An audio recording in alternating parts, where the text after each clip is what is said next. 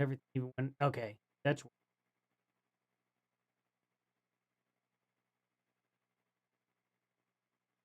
so slow today.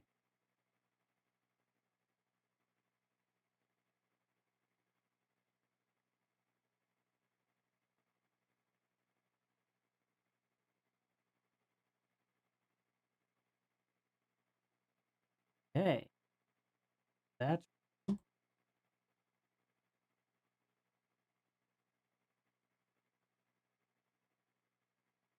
nobody's gonna even know that I'm going live right now. I didn't set reminders, so luckily I got live before Candace goes.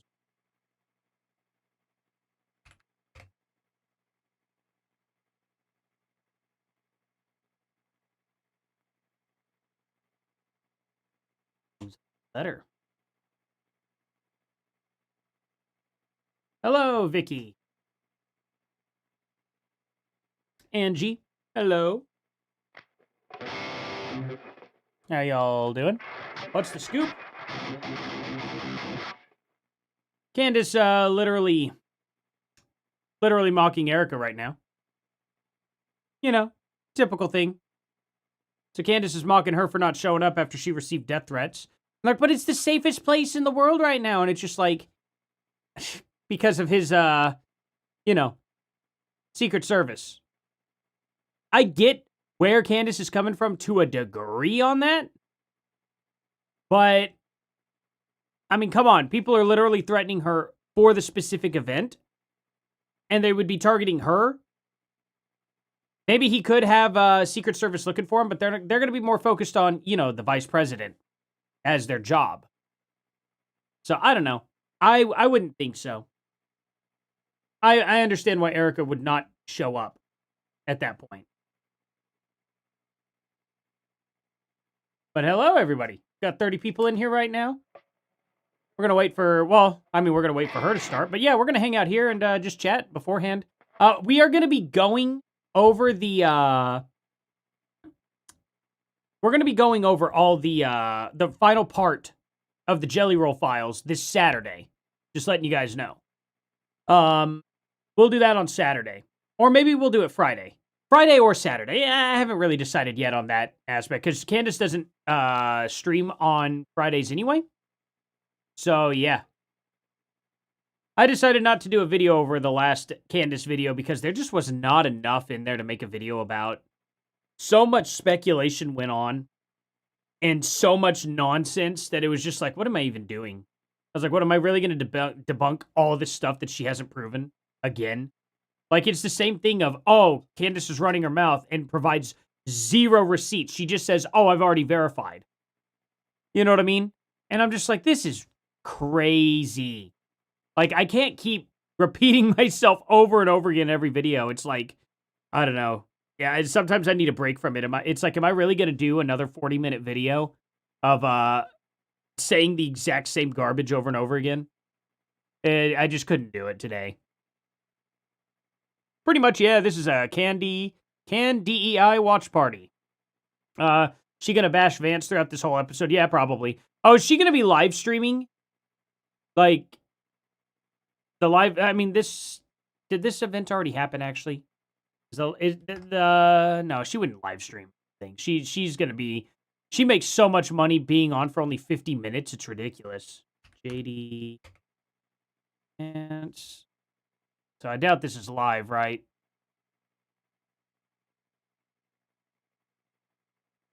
The Real Divide in... Oh, this is April 7th. The heck? When's he supposed to... When is he supposed to go live? When does JD Vance go live with Erika Kirk? Even though she's not showing up, I'm sure it'll be...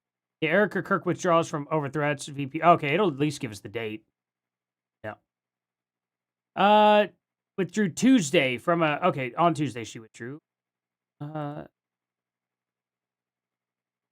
see. Okay, when's it supposed to take place, though?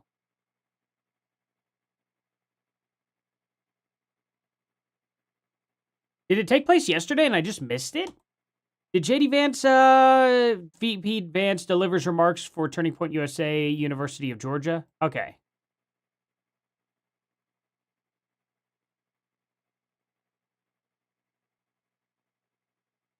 I don't know if this was it or not.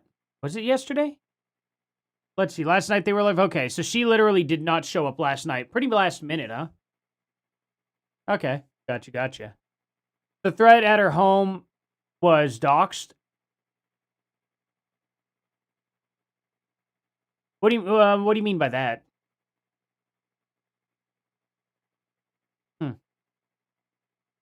Like, oh, her travel info was doxxed. Oh, that's something that Candace didn't bring up either. That makes a lot more sense. Yeah, I was, after last night, oh man, I just had a lot to do. A lot to do. You know, my wife is working, I don't want to say what days actually. That's probably not good to do that. But, you know, on the nights that on the days that my wife works, I got my kids with me. And I'm doing videos, and then I'm, doing these live streams on the days she doesn't work. And then of course I work nights. So, yeah. It's sometimes hard for me to pick up on every single detail. The fact that I even keep up with all these details with Candace is a freaking miracle. I'm not even going to lie. Like, it is an actual miracle. Oh, here we go. We're going to be starting soon. All right. I might as well turn the volume on. I got to have a quick hot finger on that one though.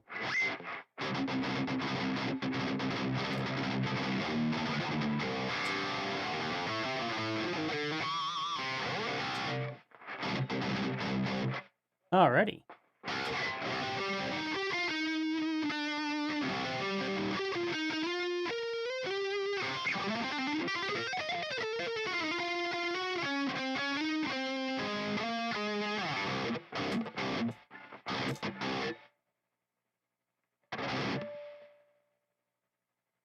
Something like that. Whoa, buddy, Spawn. How's it going? You landed in Atlanta, drove.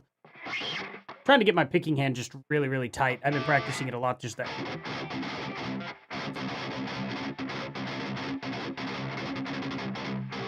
Good.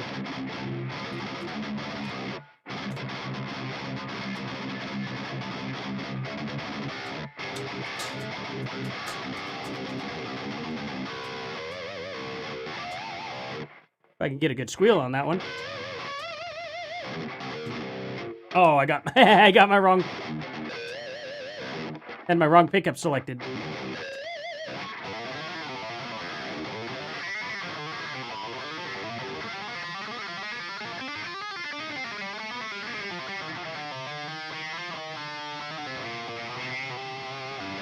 Okay. We'll put this down for now. Why not? Okay. So, how many viewers does she have? That's a great question. How many does she have? She has 27,000 right now. It's a lot, I mean, that's a lot of people no matter what. Even if she's losing a lot of viewers, that's still way too many viewers to have. You know what I mean? Like, way too many. Too many people falling for this crap. It's man, it's genuinely discouraging. You know what I mean? Like, it's just like, why do, like, all I have to do is go against Trump and then just bash, the crap out of people without any evidence whatsoever. And I could just make millions of dollars. Like, you guys know how easy that would be to do? Like, I could just come out as a conspiracy channel, and I could just start throwing crap at the wall. And oh my God, I'd make so much money. It's crazy. People love a good conspiracy, Like, I've always entertained many conspiracies. But, it's one of those things where it's like, if you can't prove it happened, you can't prove it happened. You can lean into some and be like, no, I believe this because things just make too much sense to me this way. But you got to know when to draw the line, too, and be like, well, I can't definitively prove this. And, that's kind of the thing that you got to go and search for, is the thing that you can't prove. Kind of keep on it, be aware of what you can't prove, and it's what makes you, a person who wants to actually learn instead of wanting to, how would I even say it? Like, it's something that they want to have happen rather than than just trying to even accept that that might not be reality in general. You know what I mean? I don't know. I forget the exact saying. But yeah, anyway, sorry, I'm a little foggy brained today. I am pretty tired. I slept so bad. We had tornadoes last night. I stayed up late watching them. And, man, just, on top of, not sleeping anyway and going to work. Yeah, just sucks. So, it is what it is. But, what would be funny if one of her nutters turned on her? Oh, I mean, a few of them have. She's really, who is it that she really irritated? A couple people had turned against her. And, one of her nuttiest ones has completely turned against her and is still like a Candace truther. I don't know, he's a little psychotic. Who's the guy that, no, luckily it didn't actually hit. The tornado came up off the ground before it got to us, but it was decently close, you know? Yeah, I'm in Oklahoma. Land of the naders. You know, I mean, it's just typical. But the good thing is even if it did come towards us, it was only an F1. It wasn't one of them big ones, which is rare. The last one that hit us, literally a couple years, it was 2 years ago, hit us really, really, really close. Like, actually, genuinely tore up the field right next to the house. That was in F3, and then it got up to an F4. It's pretty strong. All right, you guys, Shabbat Shalom. But it didn't hit us in an F4, Mommy luckily. Stayed That was at the south for the end of first town. time, I might add. Ladies and gentlemen, congratulations to Erika Kirk. Oh, here we go. I gotta tell you, I am getting too old for this. I'm being serious. How old am I getting? My birthday is coming up in a couple of weeks, and this morning I was having the team help me pick out a microscope that I want as a present because I'm in my dweebing out era. I'm suddenly interested in DNA and cells, and I'm watching TikTok. So you're not going to be viewing DNA under whatever microscope you just purchased. I'm willing to bet. But are you kidding me? So this is what she thinks people do when they get old: is buy a microscope. Is that something old people do? What? I'm not that much younger than Candace. I have a lot more gray hairs than Candace. I guarantee it. But yeah, it's that's absolutely hilarious. Oh no, I appreciate it, guys. Yeah, you know, I mean, it's just, I don't know. Tornadoes are just a part of life here. It's kind of something like, I don't know. I've never not thought of this time of year as not being a tornadic year, you know what I mean? Like spring in general. Like every spring I'm just like, here it is, you know? Even if I were to like move away, like out of Tornado Alley, I'm like, I'd probably always have that ingrained in me. I'm probably always going to be like, oh man, storm's going to be coming, you know? I don't know. It's just, it's kind of just a part of life. From phlebotomists. Anyway, let's see this. Like, why do we have to go to the doctor for everything? Can I figure this out with a microscope? That's how old I'm getting. Too old to have to take time out of my precious day to work through the latest turning point. Anything to just not spend time with her kids, I guess, but whatever. I mean, that's what I do with my days, you know? I'm getting so old, you know, that I spend time with my kids, but okay. Whatever you say, Candace. Public relations blunder. Blunder after blunder, lie after lie. They treat us like we are toddlers. They want us to make believe. Says the one that literally is going and doing Blue's Clues. You know what I mean? For her audience members. Literally. She's the one who did that. Wasn't, oh my God. Just so funny. Here's another clue, guys.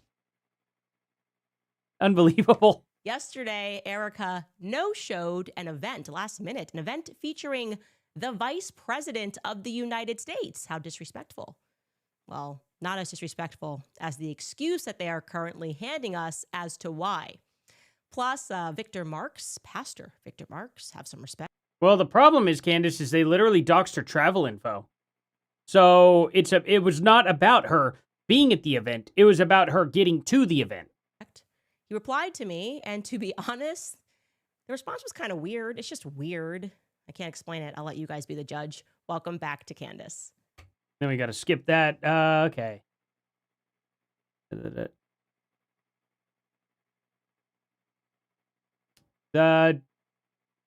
this chick Artie is cringe?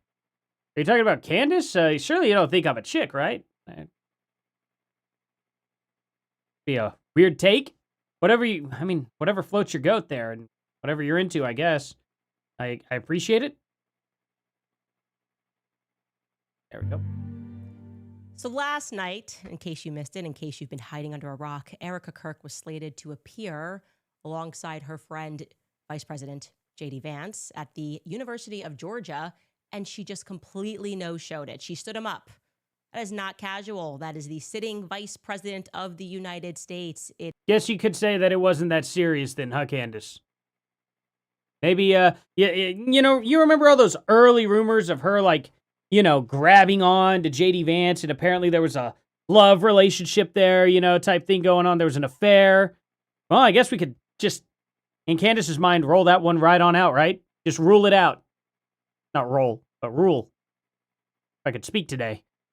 But yeah, she's laughing about this too, and that is a little psychotic. She's not even, like, slightly concerned that people are threatening Erika Kirk's life. Not even slightly concerned. If people were doing this to Candace, it would be the end of the world. But if Erika Kirk is literally saying, hey, I'm getting death threats for this situation, doesn't try to understand why, doesn't try to understand exactly what the death threats were or anything like that. Nope, just straight off to, we're going to mock her. It's awesome. That wouldn't be my first, take. My first take would be like, okay, kind of threats she getting? Where at? How's it going to happen? Like, what are they threatening exactly? I would have at least probably tried to have understood it at least a little bit before covering it, at least. It is low-key disrespectful outside of a real emergency. Emphasis on the word real. It was mystifying at first, really, especially since the decision very clearly had to have been made. We were left to assume that it had been made in the umpteenth hour because the announcement was made by none other than Andrew Colvett on stage. This means that ticket holders were not informed until the very moment of the event. Actually, the Turning Point leaders who put together. Oh man, she does not like. I don't know what it is about Eric or about Candace Owens, not Erika.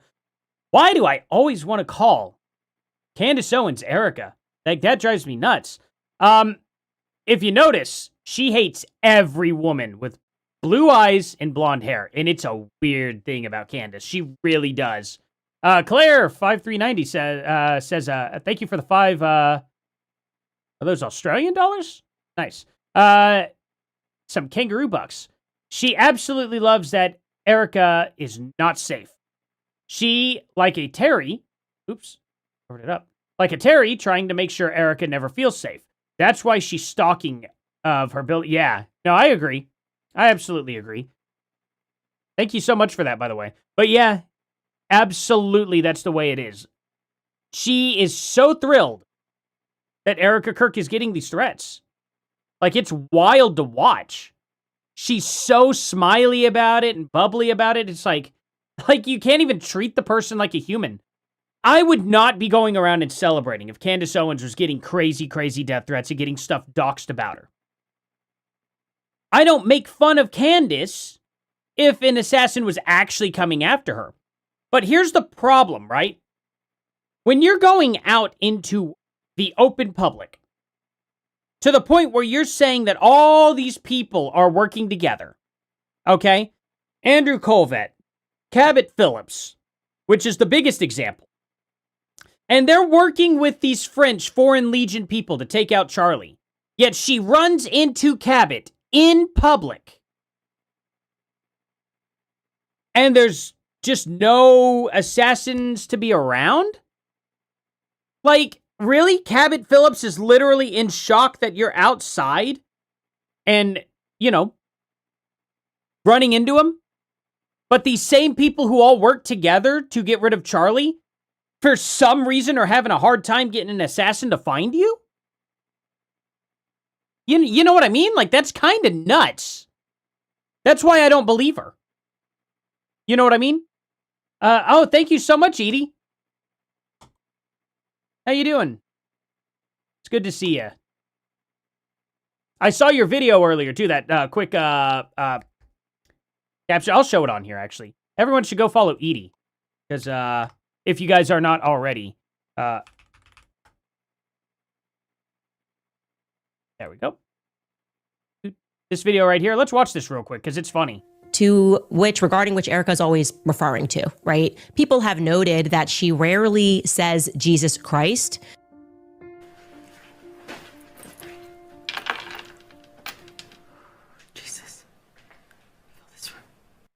An abundant life is a life of satisfaction and contentment in Jesus Christ, in Jesus Christ, in Jesus Christ. I want to brag on Erika. In addition to being an incredible mother and phenomenal wife, she also runs a ministry in her spare time that helps you read the entire Bible in 1 year. Erika. When people see you, they should see Christ. Yeah, absolutely. So, I mean, you can see here. Love your videos. Absolutely. Go follow Edie here on X or on YouTube. Do you prefer YouTube or X, actually, when people talk about your channel here? Just out of curiosity. We'll jump back over here. But yeah, everyone should go definitely follow Edie. That is EYDIE LOWE. Looking for that. I was like, wait, that might not be. I was going to spell out the Marie. But that would not get people to find you as easy, probably. The handle's always faster. So, yep. Let me see here. Either. Come on over. Absolutely. Yeah, either or. You guys could go to YouTube too and find her. So on X. Oh, wait, you do go by ID Marie. Okay, so it is ID Marie, though, on YouTube. Okay. Yeah, go here on ID Marie as well. Why did I do that? YouTube always shuts off. I bet YouTube shuts one off for every one I activate. That's probably how that keeps happening. And I activate a lot of them. Because I'll notice a channel that it's not activated on, and I'm like, come on. I guess they just don't give me enough activations. Crazy. But yeah, thank you for coming here. Oh yeah, no, anytime, Edie. I always want to say Edie. It looks like, because of the D that's right there next to it, it almost looks like an E. So it almost looks like EYE whenever I see that in small text. Alrighty, let's get back to Candace here, though. Like, you see what I'm saying, though, about the assassination, right? Like, or the assassination, the assassin. There's no assassin after her. Unless they are the most idiotic assassins on the planet and can't seem to find Candace Owens. Like, that's crazy. Like, she's just out in public, runs into Cabot Phillips. Yeah, I'm sure they're having a real hard time. You know what I mean? It just doesn't make sense. So, that's why I give her crap for it. Like, Erika Kirk getting her travel details leaked is a big, big, big difference. Big difference. Someone could find her at the airport while she's sitting there waiting for her flight. I mean, never know. Somebody could find her exact rental car. Be waiting for her there. You know what I mean? That's not where J.D. Vance's security is going to be. It's not where Secret Service is going to be. The event were not informed that she was not going to be there. How why'd she get so quiet? Because they were posting and promoting her appearance Weird. Just 50 minutes before doors opened. Here is Very a video of the TPUSA staff promoting her. Take a listen. Hey everybody, my name is Grant Teller. I'm the field representative for the Peach Territory and also the University of Georgia. And I'm Caroline and I'm the University of Georgia chapter president. And we are here at the Akins Ford Arena about to host J.D. Vance and Erika Kirk. Doors open at 1:50, so come out and support your country. We'll see you there. Oh, dang it. I wanted to pause over here. I wanted to kind of show this. This lady looks like she's a waterbender. Oh, you guys can't see her. Wait, hold on. There we go. Doesn't she? Look at that. We'll see you there. Just the way it's all fit and finished on there. It looks like she's going to do like some crazy like martial arts or something. I don't know. They look sweet and happy and clearly not informed of what was going on. So if the story that they are going to sell to us, that there's a threat, then we have to assume Erika was on the ground, right? On the ground in Georgia, something happened and she pulled out, but she wasn't. She was back home, which means that decision had to have already been made long before those students made that video. Yet Andrew Colvett is going to, as you are about to see. Wait, what makes her even come to that conclusion? Why before that video? Hold on. What time did the video come out exactly? What did she say? Like,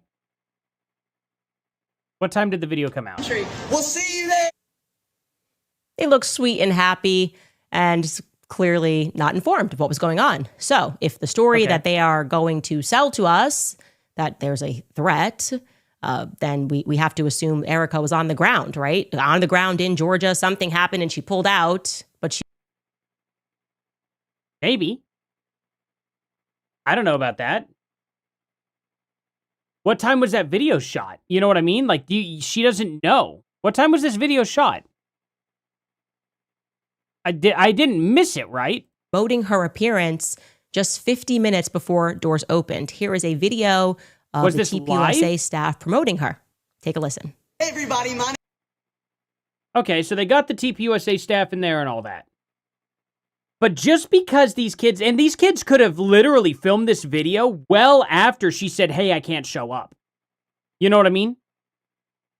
Like, that doesn't make sense. They might have literally not informed these specific people, hey, don't make that video about Erika Kirk. See what I'm saying? Like, and we don't even know what time it is. When they filmed this, they could have filmed this 3 hours before they like uploaded this. What is she talking about? She has no idea. They're inside a building with lights on. I have no idea what time it is outside. My name is Grant Tyler. I'm the field representative for the Peach Territory and also the University of Georgia. And I'm Caroline, and I'm the University of Georgia chapter president. And we are here at the Akins Ford Arena about to host JD Vance and Erika Kirk. Doors open at 1:50, so come out and support your country. We'll see you there. What time did they film it, Candace? You have no idea. Okay, I guess we'll just make assumptions. Have no idea whatsoever how they were informed. Maybe Erika Kirk called out hours before that, too. Maybe they did film it right then and there. Maybe they did it live. Maybe nobody told them Erika Kirk wasn't showing up because they forgot. They probably were like, they weren't thinking about that intro, probably. I don't know. How important was that kid and that woman actually at that event? I should have watched that event. They look sweet and happy and clearly not informed of what was going on. So if the story that they are going to sell to us, that there's a threat, then we have to assume Erika was on the ground, right? On the ground in Georgia, something happened and she... Did Candace forget, like, literally, like, 4 months ago, she was saying that there was an assassin after her? Did she, like, completely forget about that? I'm genuinely curious. Because the way she's acting and calling these things out doesn't make any sense when she has some sort of active assassin after her. You know what I mean? Isn't that just a little bit weird? She pulled out, but she wasn't. She was back home, which means that decision had to have already been made long before those students made that video. Yet Andrew Colvett is going to, as you are about to see, last minute on stage inform and surprise even the event planners with this message. Take a listen. For those of you wondering why... Actually, quick question. Did we even get confirmation that Erika Kirk was actually at her house when she called in, too? Did Candace even confirm that? I don't have really flowing, long, blonde hair right now. So I'm going to address it right at the front. Mr. Vice President, I'm on stage here instead of our friend Erika Kirk. That's right. Because unfortunately, she has received some very serious threats in her direction, which is terrible. It's a terrible reflection on the state of reality and the state of the country. But it underscores a larger point that she has received a lot of attacks from surprising places, perhaps.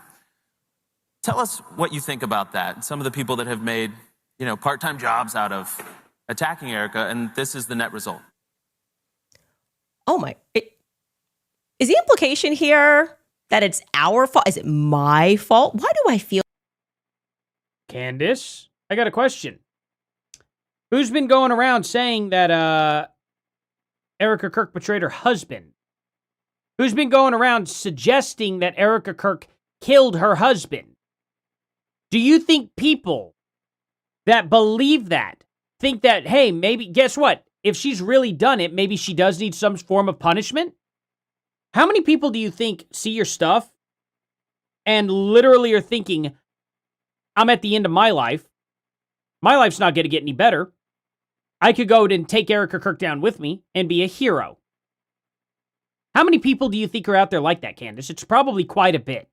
I'd say probably a couple thousand people out of an audience of 7 million. I'd say probably would think that way. That's probably a pretty decent statistic.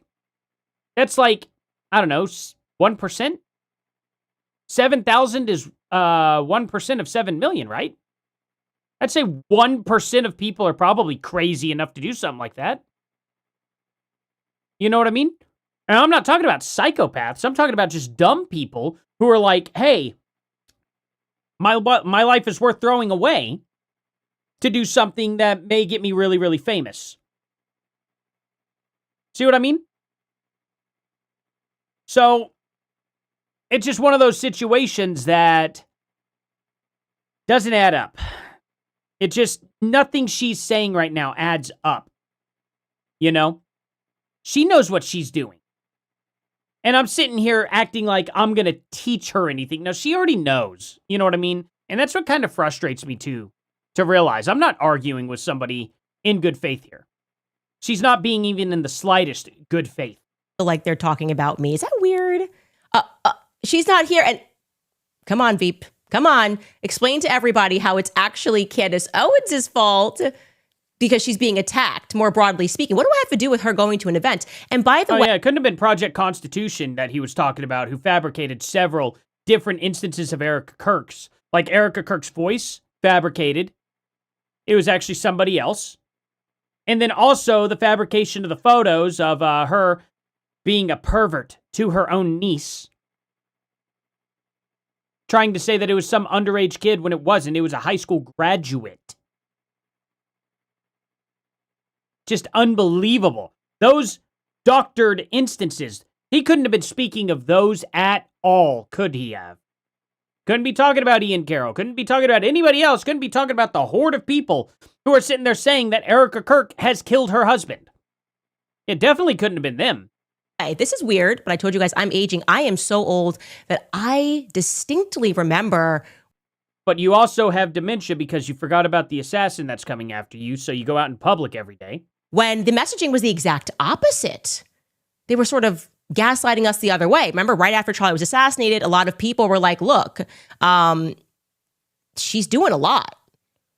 She's kind of just like doing a lot. Like I would be pretty scared. Most of us, even people who didn't know Charlie, were scared to go out their door. The world felt less safe, but his wife was just fearlessly trotting through all of these events, attending, speaking, massive, sold out 21,000 spillover crowd at State Farm Stadium. And the PR machine was like, oh, you notice that she's doing a lot. Well, let us explain to you why she has no fear. Let me explain to you why she's abnormal. She's just. This is just so disingenuous. This is sad. I'm actually just shocked that this is the way Candace Owens decided to do this. As if she doesn't understand what people are going to say about this. Erika Kirk is keeping the company going. And saying we're going to keep doing this company even though we're getting threatened. However, whenever it's literally somebody going, hey, I know exactly where your taxi is going to be right here, and it's going to be this car with this license plate. Or I know what terminal you're going to be going to fly. Or I know what hotel room you are staying in. I don't think any of those could maybe change something a little bit to be like, hey, we can't come here. They already know. Like, do you think Erika Kirk is John Wick and looking to actually go face to face with these people who shot Charlie? That's what you're trying to tell me? So, literally, you expect Erika Kirk to square up with some thugs. Wow. I mean, it's just so absolutely brain dead. This is how stupid Candace Owens thinks her audience is. That, oh, well, you said you weren't scared, so why don't you jump into the pit with a lion and wrestle it? And it's like, what are you, stupid? She's not afraid of the lion because the lion is over there in the cage. It's contained. And she could sit there and yell back at that lion, and knowing that lion's not going to jump over per se. You know what I mean? They change. They're not doing college campuses anymore. It's not like Erika Kirk is grabbing the mic and is debating college kids now. So what are you doing, Candace? She didn't decide we're going to keep doing the college campus things and now I'm going to debate people. No, she said we're going to keep TPUSA going. We're going to pivot a little bit. Keeping safety in mind, making sure it can't happen to somebody else type situation. Just sits above you all. In fact, Erika Kirk herself jumped in, and this was the reason that we were given via her interview with Jesse Waters. Take a listen. Do you feel safe? I do. What are they going to threaten me with? Going to heaven sooner to be with my husband? And I don't say that to be reckless. I do not. I do not say that because... Oh, yeah, you're right, Candace. Let's just, take a mother out of the picture, too, I guess. Whatever floats Candace's goat. Apparently, them leaking actual information on her. This is just crazy. This is pure cope. This is pure cope from Candace Owens. She's just going to mock Erika at every turn. No matter what. And she's never going to stop. Because I'm out in the streets, like, here I am, come find me. And it's not at all. It's a fearlessness that's rooted in the understanding that I will have my day and my time, whenever that is. When the Lord knows that Candace is doing major damage control. There's no doubt about that. Major damage control. She knows that Erika Kirk will get sympathy. But here's the thing. When you look at the biggest growing audiences, TPUSA is it's thousands of times bigger at a growing rate anyway than Candace Owens. Candace Owens was number 16 on the list or something like that. I'll have to pull that up. Completed my mission. And I'm not afraid. Charlie wasn't afraid either. We never lived in fear. If we did, we wouldn't get anything done. And I can't help run alongside this mission of Turning Point USA and raise my babies with fear. I can't. That's not a life to live for anybody. So that was in her godlier than thou era, right? When we had, like I said, normal concerns like, hey, wouldn't you be kind of scared for your kids? You're doing a lot, right?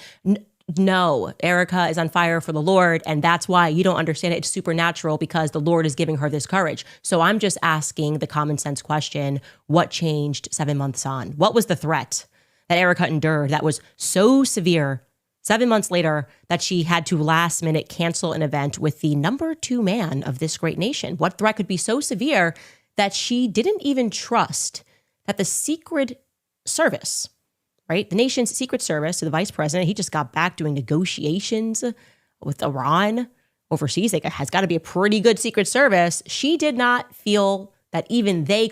Well, see, that's the problem. Again, Candace Owens taking it out of context. All right, I'm just going to ask Grok straight up. Why exactly did Erika Kirk not show up?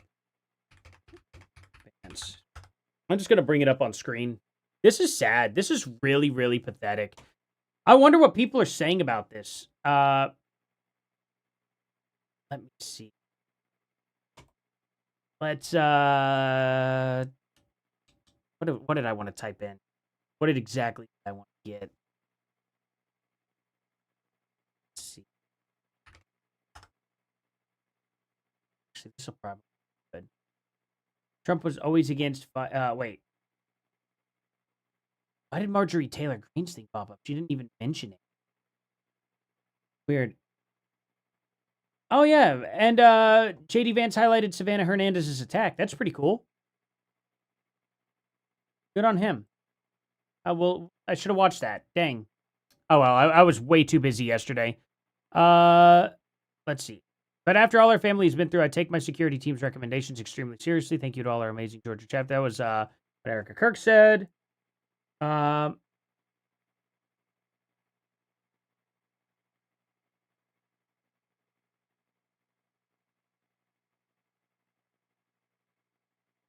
This is exhausting. You pulled out because of bad ticket sales for the same... Oh, wow. That's what she's trying to say. That's so sad.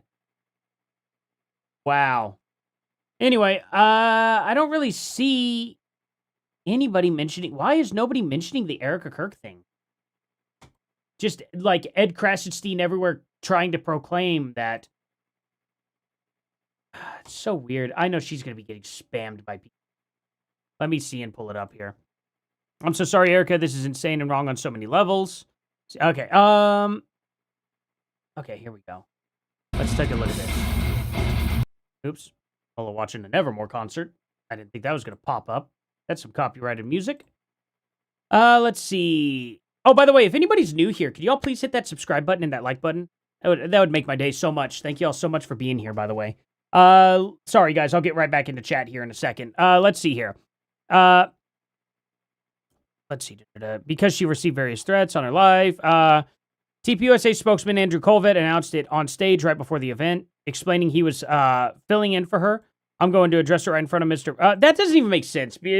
Candace is trying to say it would be low ticket sales. Does she not understand, like, how viral of a video and how much money that makes to see the vice president talking to Erika Kirk, and when they upload that to TPUSA on their... What are you talking about? That probably makes, like, easy with a video like that.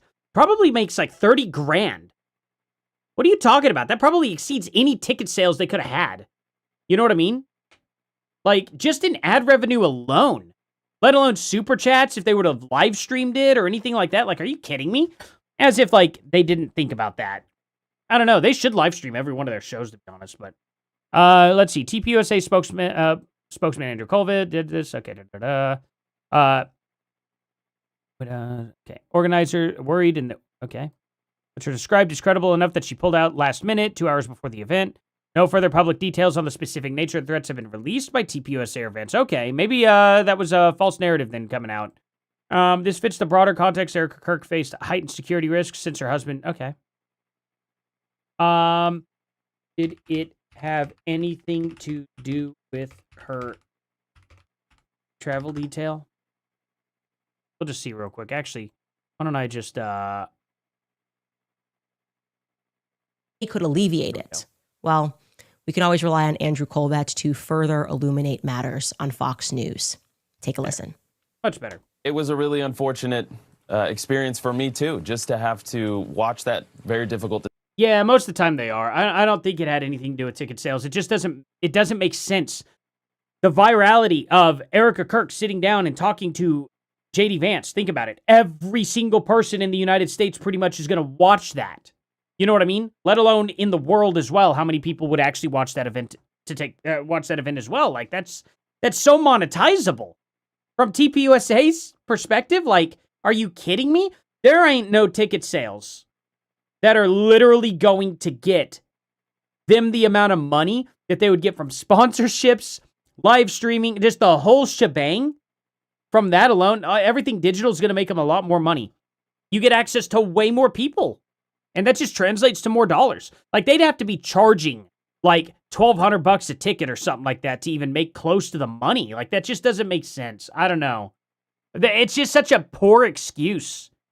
Like, why, of all things, ticket sales? That's not something I would have said, Candace. Decision get made, which I think is the first time that we've ever had to make that decision in Turning Point history. But everything that happened with Charlie, obviously, his assassination, we're still... grieving that, and you saw what happened with Savannah Hernandez, one of our TPUSA frontline. Let me guess. She's going to mention grieving right. Reporters in Minneapolis, and to see the security team, tell us, we cannot guarantee your safety. We recommend that you don't do this. Was a really chilling moment for all of us to kind of have to internalize and experience and realize that Erika Kirk is... her children are one parent away from being orphans. And sometimes you just have to say, listen, right now, what's most important is your safety, is your security, and your children, your family. Let your team handle this. Let us. Candace, do you have to move every, like every time someone else is talking while you're watching them? Like, I look at my screen and stuff and listen, but, I mean, what's with the... Like, you look like you're doing that weird methy thing where people, like, just mess with their jaw and go. You know what I mean? Like, That weirdo, like, meth mouth. Do what we can do. And so, I obviously was horrified at the reason why, but I was honored to stand in and pinch hit for Erika last night. And I was grateful for the vice president to, that we didn't have to ultimately cancel the entire event. He was willing to do it with me, and it was very gracious of it. I'm sorry, guys. I'm just getting whiplash. I feel like that's what we were saying. Like, what could be more important than being home with your children when she was just all on the book? I mean, it's just one thing after another with Candace. She just has to twist every single thing up. Like, literally. She has her, like, she's just like, why is she at home with her kids? This is already explained. Literally, in a leaked video to you. You broke this news, Candace. You did that with a leaked video. Erika Kirk is sitting there talking to people. She's not knowing she's being recorded.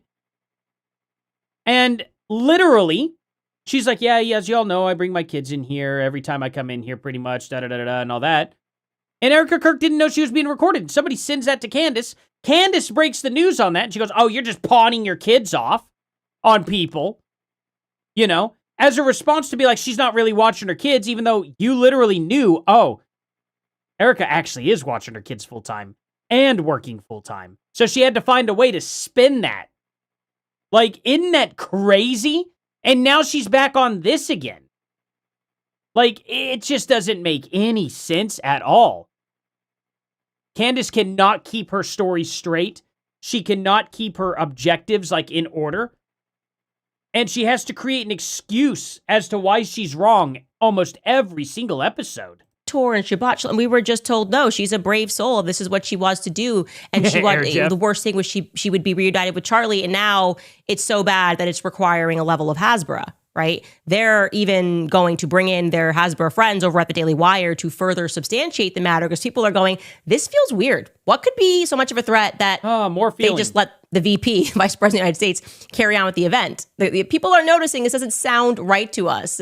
And so since Charlie's passing, the Daily Wire, you will note, always has the inside scoop on what's going on with Erika Kirk for some reason.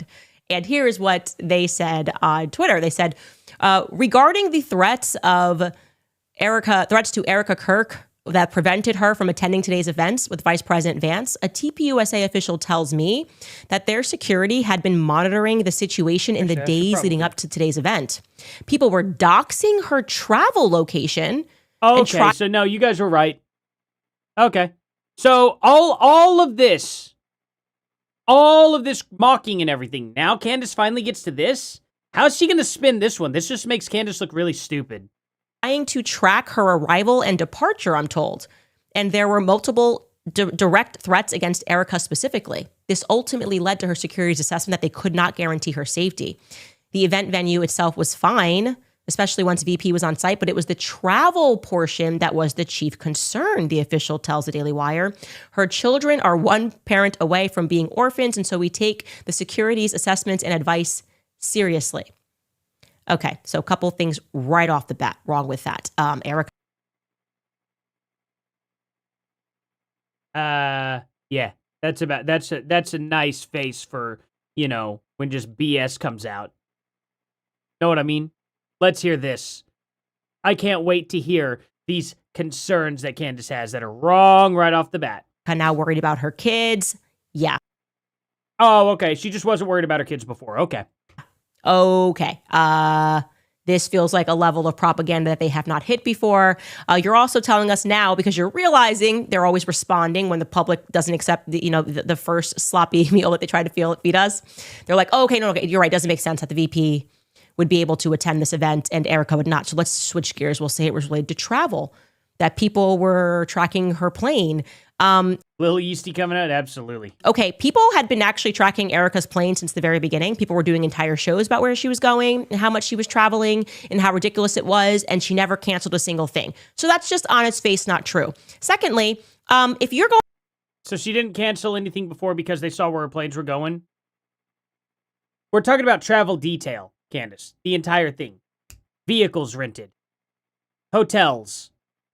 Locations of where she's going to be in general, restaurants probably picked out, stuff like that. Usually they get all this stuff kind of pre-planned. And if that travel detail leaked, people are going to know where she's at her most vulnerable situations. How do you not understand this?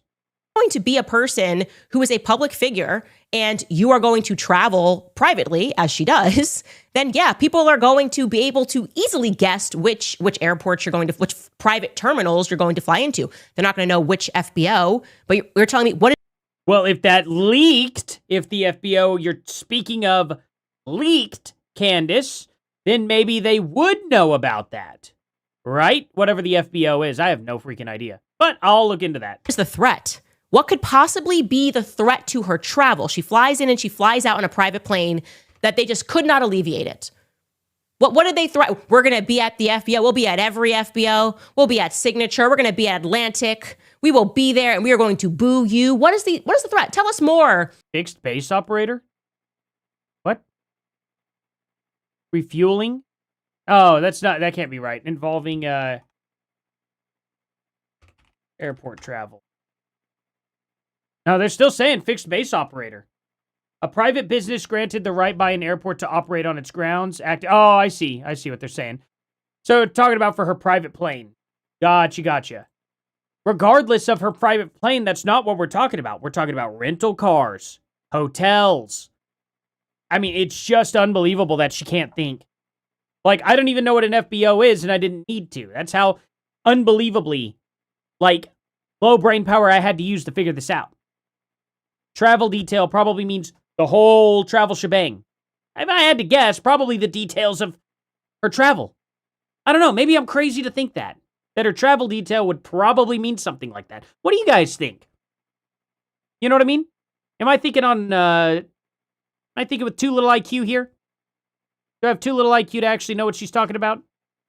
Maybe that's the problem. Maybe I'm just too low IQ. By the way, 300 people in here. You guys are awesome. Thank you all so much. If I could just get a like and subscribe if you all are new here. If not, thank you all for being here anyway. But genuinely, thank you guys. I am so happy to be here right now. You guys make everything so awesome. Having to listen to these videos whenever I can't live stream sucks. It really sucks. I'm not even kidding. It's really dreadful. I've been playing, I've almost got Breath of the Wild completely 100%ed.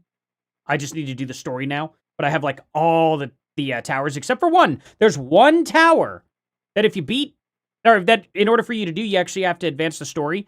So, or not tower, shrine. So doing all that. And I listen to Candace while I'm playing this game. And man, can I ever take out some serious aggression. It's great. I'm sitting there just fighting a Lionel while she's sitting there yammering on. So, there's that. About this threat, which was specifically taking place with doxing her travel schedule. What does that even mean? Her event is listed public. Okay, so it was her full travel schedule. Yeah, I mean, is that even a question? You said it yourself, Candace. You said it yourself. Her travel schedule. Her hotel would be involved in that, Candace. People buy tickets, or I guess not buy tickets, but they register their tickets to go to these events for free. So you're doxing yourself in order to be a public figure that goes on a tour, right? If you're a singer, a songwriter, you got to say where you're going. You're doxing yourself, but someone's tracking your plane. Oh, man. How hard Candace is playing stupid makes me so it makes me very frustrated. I'm not going to say angry. I'm not but it's just when you're talking to a brick wall, and in my case, of course, I'm talking to essentially a brick wall. I got a computer screen in front of me. But it's just oh my God, you really can't think of a hotel? You can't think of her rental vehicles or anything like that? That is so unbelievably, dishonest. Because Candace Owens has had travel detail. She has traveled all over the United States multiple times over the course of 8 years since she became Red Pill Black. And yet she does not understand what travel detail is. Well, what is the concern there that could not be alleviated? You couldn't have somebody on the ground just waiting there to make sure nobody was inside the private terminal, boy. By the way. This woman does not fly publicly. Madness. Yeah, like I said, it had to have been something bad. I'm not buying this plane tracking excuse. It seems to me, especially they're mentioning the kids now. They never said plane tracking excuse. That's not once what they said. They never mentioned anything about airplanes, Candace. Like, it's so dishonest. Every time they do that, they're basically using every tool that is not even available in Erika's emotional shed. So what actually happened?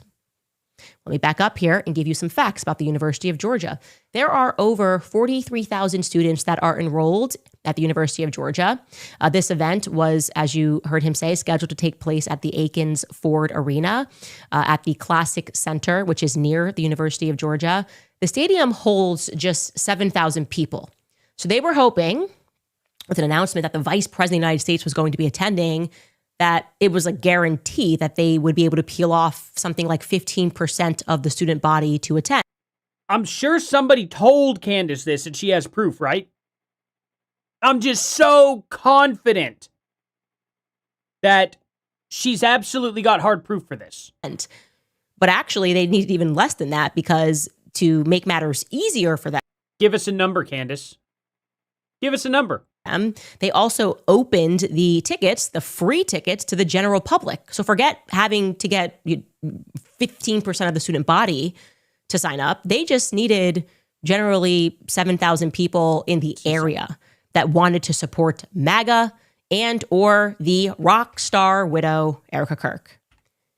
Reality, nobody wanted to attend. The ticket numbers were abysmal. That is what happens, and I want you to know that that is what has been happening.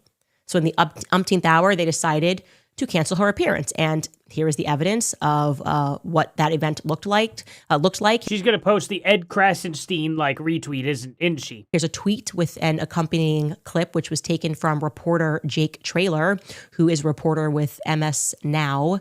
Take a look at this tweet. And the accompanying video of the auditorium, he wrote, "Turning Point USA seems to have misestimated crowd size for Vance. The Aikens Ford Arena, less than 25% filled for the vice president." Now, he's assuming it's because of Vance, right? That people are not showing. I got a question, though. First and foremost, how many people were supposed to even be in these seats? Second of all, is that Vance talking down there or not? I can't even see. Could be another reason. A person who was supposed to be there until the umpteenth hour, people could be turning down that particular opportunity. And I'm sure everything Vance and Trump are doing at this current moment isn't helping much. There are plenty of really big events, too. There's the BOK in Tulsa that will literally only have, a set number of people, 200 or 300. It could seat 9,000 people, I think, in that big arena. But sometimes they only allow, 300 or 400 people to come in. So I don't know what the situation of this whole thing was. Now, they said no official turnout number was released by TPUSA, JD Vance's office, the venue, but multiple independent reports, photos, visuals, and on-the-ground estimates put attendance roughly at 1,000 to 1,500 people. Okay. All right. Was the video showing the low turnout misleading? Okay, let's see. Visuals and reporting consistently showed. Because 1,000 people's a lot of people. Large sections of floor, and especially upper stands, empty. Okay. Let's see. Overall described as less than 25% filled. Around third of the venue mostly empty. So is this just no, the viral video showing the low turnout was not misleading. Okay. It was filmed during JD Vance's speech. Why couldn't I hear it in this, Because unfortunately... Hold on, let me see. Ed Krasenstein. I wonder if there was a reason for this or not. Let's see his whole... This. It doesn't bother me when he speaks on issues today.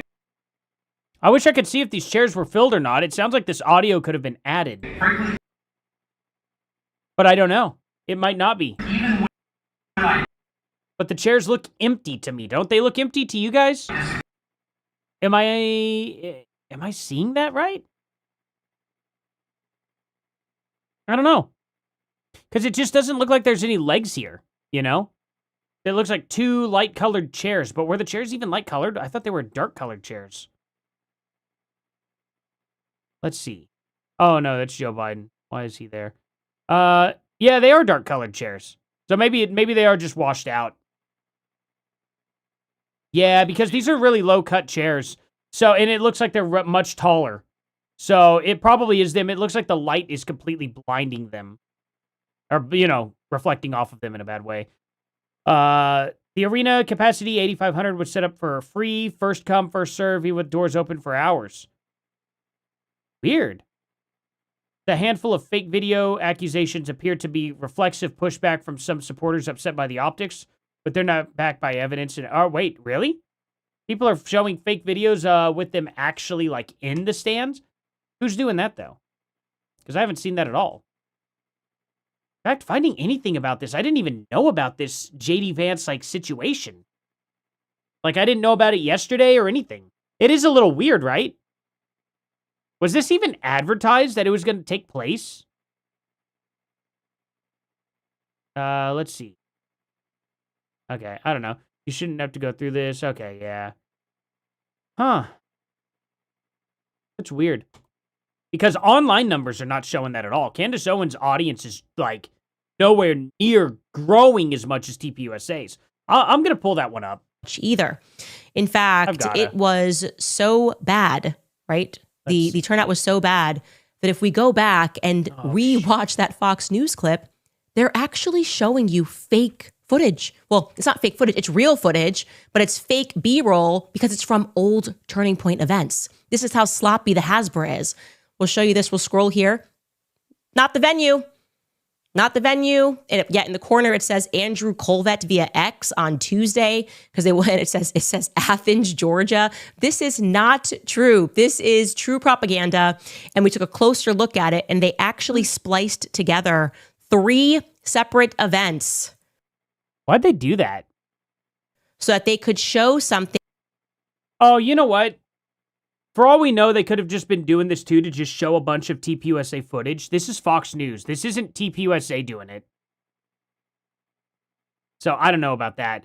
Because there's a lot of instances where, they come in to interview you and they just show, various roles of your success. Of substance when Andrew spoke. That's a Fox News thing. That is humiliating.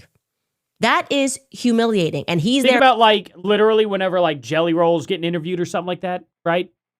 They probably show a lot of his different concerts, crowd size, him out there doing something crazy. I don't know. If it were Jimi Hendrix, they were doing it, they'd be showing him slamming his guitar. You know what I mean? It's just kind of what they do. Because, obviously he's here. So they're showing and talking about different events. Probably talking about mainly pitching about the a story, event. A sad story about why they couldn't do it because it's your guys' fault. You didn't keep Erika safe. Now, if it were TPUSA doing it, I would definitely think it's weird. Fox News doing it, it's not that weird. Anyway, play this. I am told by Turning Point USA college students and volunteers that this has been a repeat problem, that they similarly had a very hard time moving tickets for her event in Washington, D.C. with Caroline Leavitt. They just could not hit capacity. They never did, despite effectively turning these events. They're not, I don't even know why it's called a college tour anymore. It's just anybody in the public, general admission, that is willing to come listen to Erika Kirk speak for free. Please come. They're going to eventually start paying people to attend these events, and they cannot sell out even a small auditorium. And yesterday, it looks like, was the worst audience turnout in Turning Point's history. Okay, let me repeat that. Well, again, I didn't even know this event was taking place whatsoever. So I don't know what the circumstances of this whole thing were. I guess I'm going to just under Erika Kirk's stewardship, Turning Point USA is now facing a crisis. It is the worst turnout in the organization's history, even with a feature alongside the Vice President of the United States. Similarly, they had to move the Believers Summit, something that they advertised for last year. It was slated to take place back in October, but they could not move any free tickets. Erika knew that she was not coming long before Andrew Colvett made the announcement on stage. Yet, she did not make a statement herself until after the event began. What gives? Here's what she wrote on X. She retweeted a clip from the event, and she wrote this. I was so looking forward to tonight's event at the University of Georgia with our vice president, but after all our family has been through, I take my security team's recommendations extremely seriously. Thank you to our amazing Georgia chapter for your support. God bless you all. I can't stand the lying, the constant lying, and she is not being honest. Okay. You haven't even managed to prove that this was a lie in any way, shape, or form, Candace. So put in, I guess, put in more effort. She moves things off of her calendar. She will make it work. White House here over the weekend. She was at Bettina at Mar-a-Lago, the one who's marrying Don Trump Jr. She was at her bridal shower. Erika will be wherever it is that she needs to be. That is not the reason that she chose not to show up. And how do we know that this was not? How about you tell us? Not some last minute cancellation related to a threat? Well, first off, common sense. I knew they were lying as soon as Andrew announced it on stage. Okay. Well, that's a real good excuse. That's awesome. Daynap Hip says, a normal person would show concern. She is vile. I absolutely agree with you. And thank you for that. You guys are way too nice. So anyway, her first excuse was, I just knew. So let's hear her other BS excuse. Take it from someone who has endured a great many threats. The last thing you do. Oh, really? How's that assassin doing for you? You out there in public? Cabot Phillips, whatever. Phillips, Jerry Phillips. Wait, Jerry Phillips. Who's that? I'm gonna look that up. Jerry Phillips. Jerry Phillips. Some weird actor that from Glee? Oh. Debuted Son of Sun Records. I have no idea. Jerry Phillips. Am I thinking of Jerry Lee? Oh, I'm thinking of Jerry Lewis. Never mind. But yeah, anyway. She has an assassin after her. And yet is always out in public, right in front of Cabot Phillips. Why do I want to say Williams? Who's Cabot Williams? Man. Anyway. Literally cannot keep her story straight on this for anything. That assassin is just, it's such BS. Is announce a threat on stage when one is happening. In fact, I have dealt with threats at Turning Point USA events where we have had to inform them, this guy who was completely insane and escaped a mental institution or he was a mental hold, and they didn't know where he was. They alerted us, and I was doing an event in Nashville with Charlie. And we had to alert the security team. Nobody goes out and says, hey, Candace has a threat. That's why she's not here. And you know what? What? You're going to ignore the fact that her hotel getting doxxed was just not a big deal? Would you like to, JD, let me give you the stage to blame everybody for her having this threat. That is so performative and outlandish that I instantly knew that. You're telling people she killed a guy. Like, you're literally telling people that a murderer is on the loose. You think people don't want to dispense some vigilante justice? I mean, it's pretty easy to see why this is happening, Candace. But you don't want to take the responsibility for what you've done.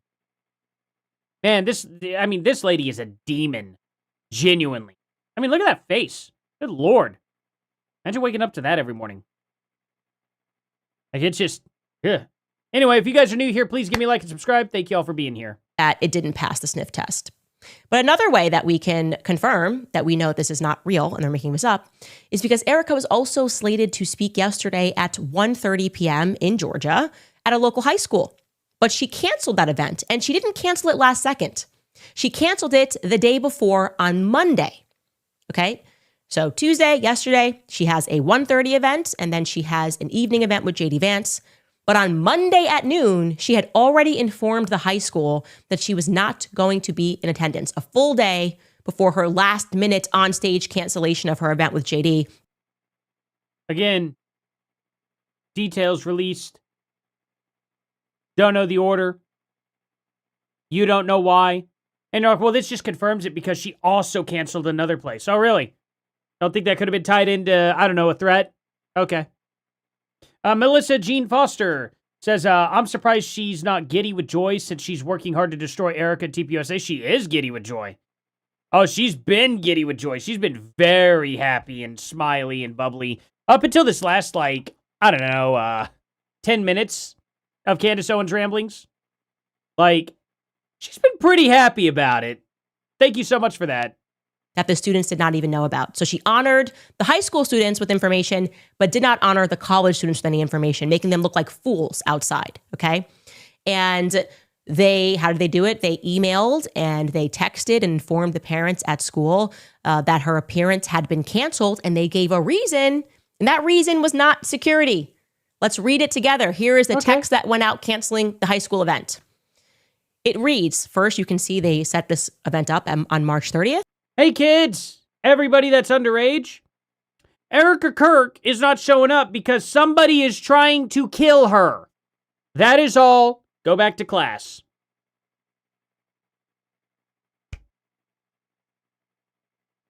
That's what I would do if I were a teacher. On Monday, you can see that it reads, parent alert, due to scheduling complications, the optional Turning Point USA high school event scheduled for tomorrow, September 14th, has been canceled. We are sorry for any inconvenience this may have caused and are hopeful for other Turning Point USA opportunities in the future. Okay? It's not even a different excuse. It's just literally not blasting out to a bunch of people who don't need to know. You know what I mean? At all. They probably at that time didn't need to know, and they probably thought this was going to be the only event that was actually doxxed. And then they probably then released more security detail, in a sense, or more travel detail that got leaked, and they're like, hey, we know you're here too. Like, you have no freaking idea, Candace. How does this prove anything? This is so vague. It literally could have been that somebody ended up having a death in the school. It could have been like, hey, one of our main people here that really was going to sit down and speak to you, their grandma passed away and couldn't make it. You have no idea if it has anything to do with Erika Kirk canceling or not, to be honest. It doesn't say. It just says due to scheduling complications. That's it. Like, you have no idea what could have taken place there, Candace. It's so vague, but you're going to latch on to the fact that they didn't directly tell everybody that her life's in danger to a school. But, like, what are these people going to do? I wouldn't tell anybody. Like, that, it's so silly. Through a text message, they would have the school tell everybody, currently, right now, Erika Kirk is getting threats. Now, how about maybe her team put that information out there, not the school? Okay. A scheduling conflict. A scheduling conflict, not a threat, but a scheduling conflict. Now, if there were a viable threat, wouldn't it have been prudent to inform the administration of a high school? No, because the threat wasn't for the high school. The threat was on Erika Kirk because they had her travel detail.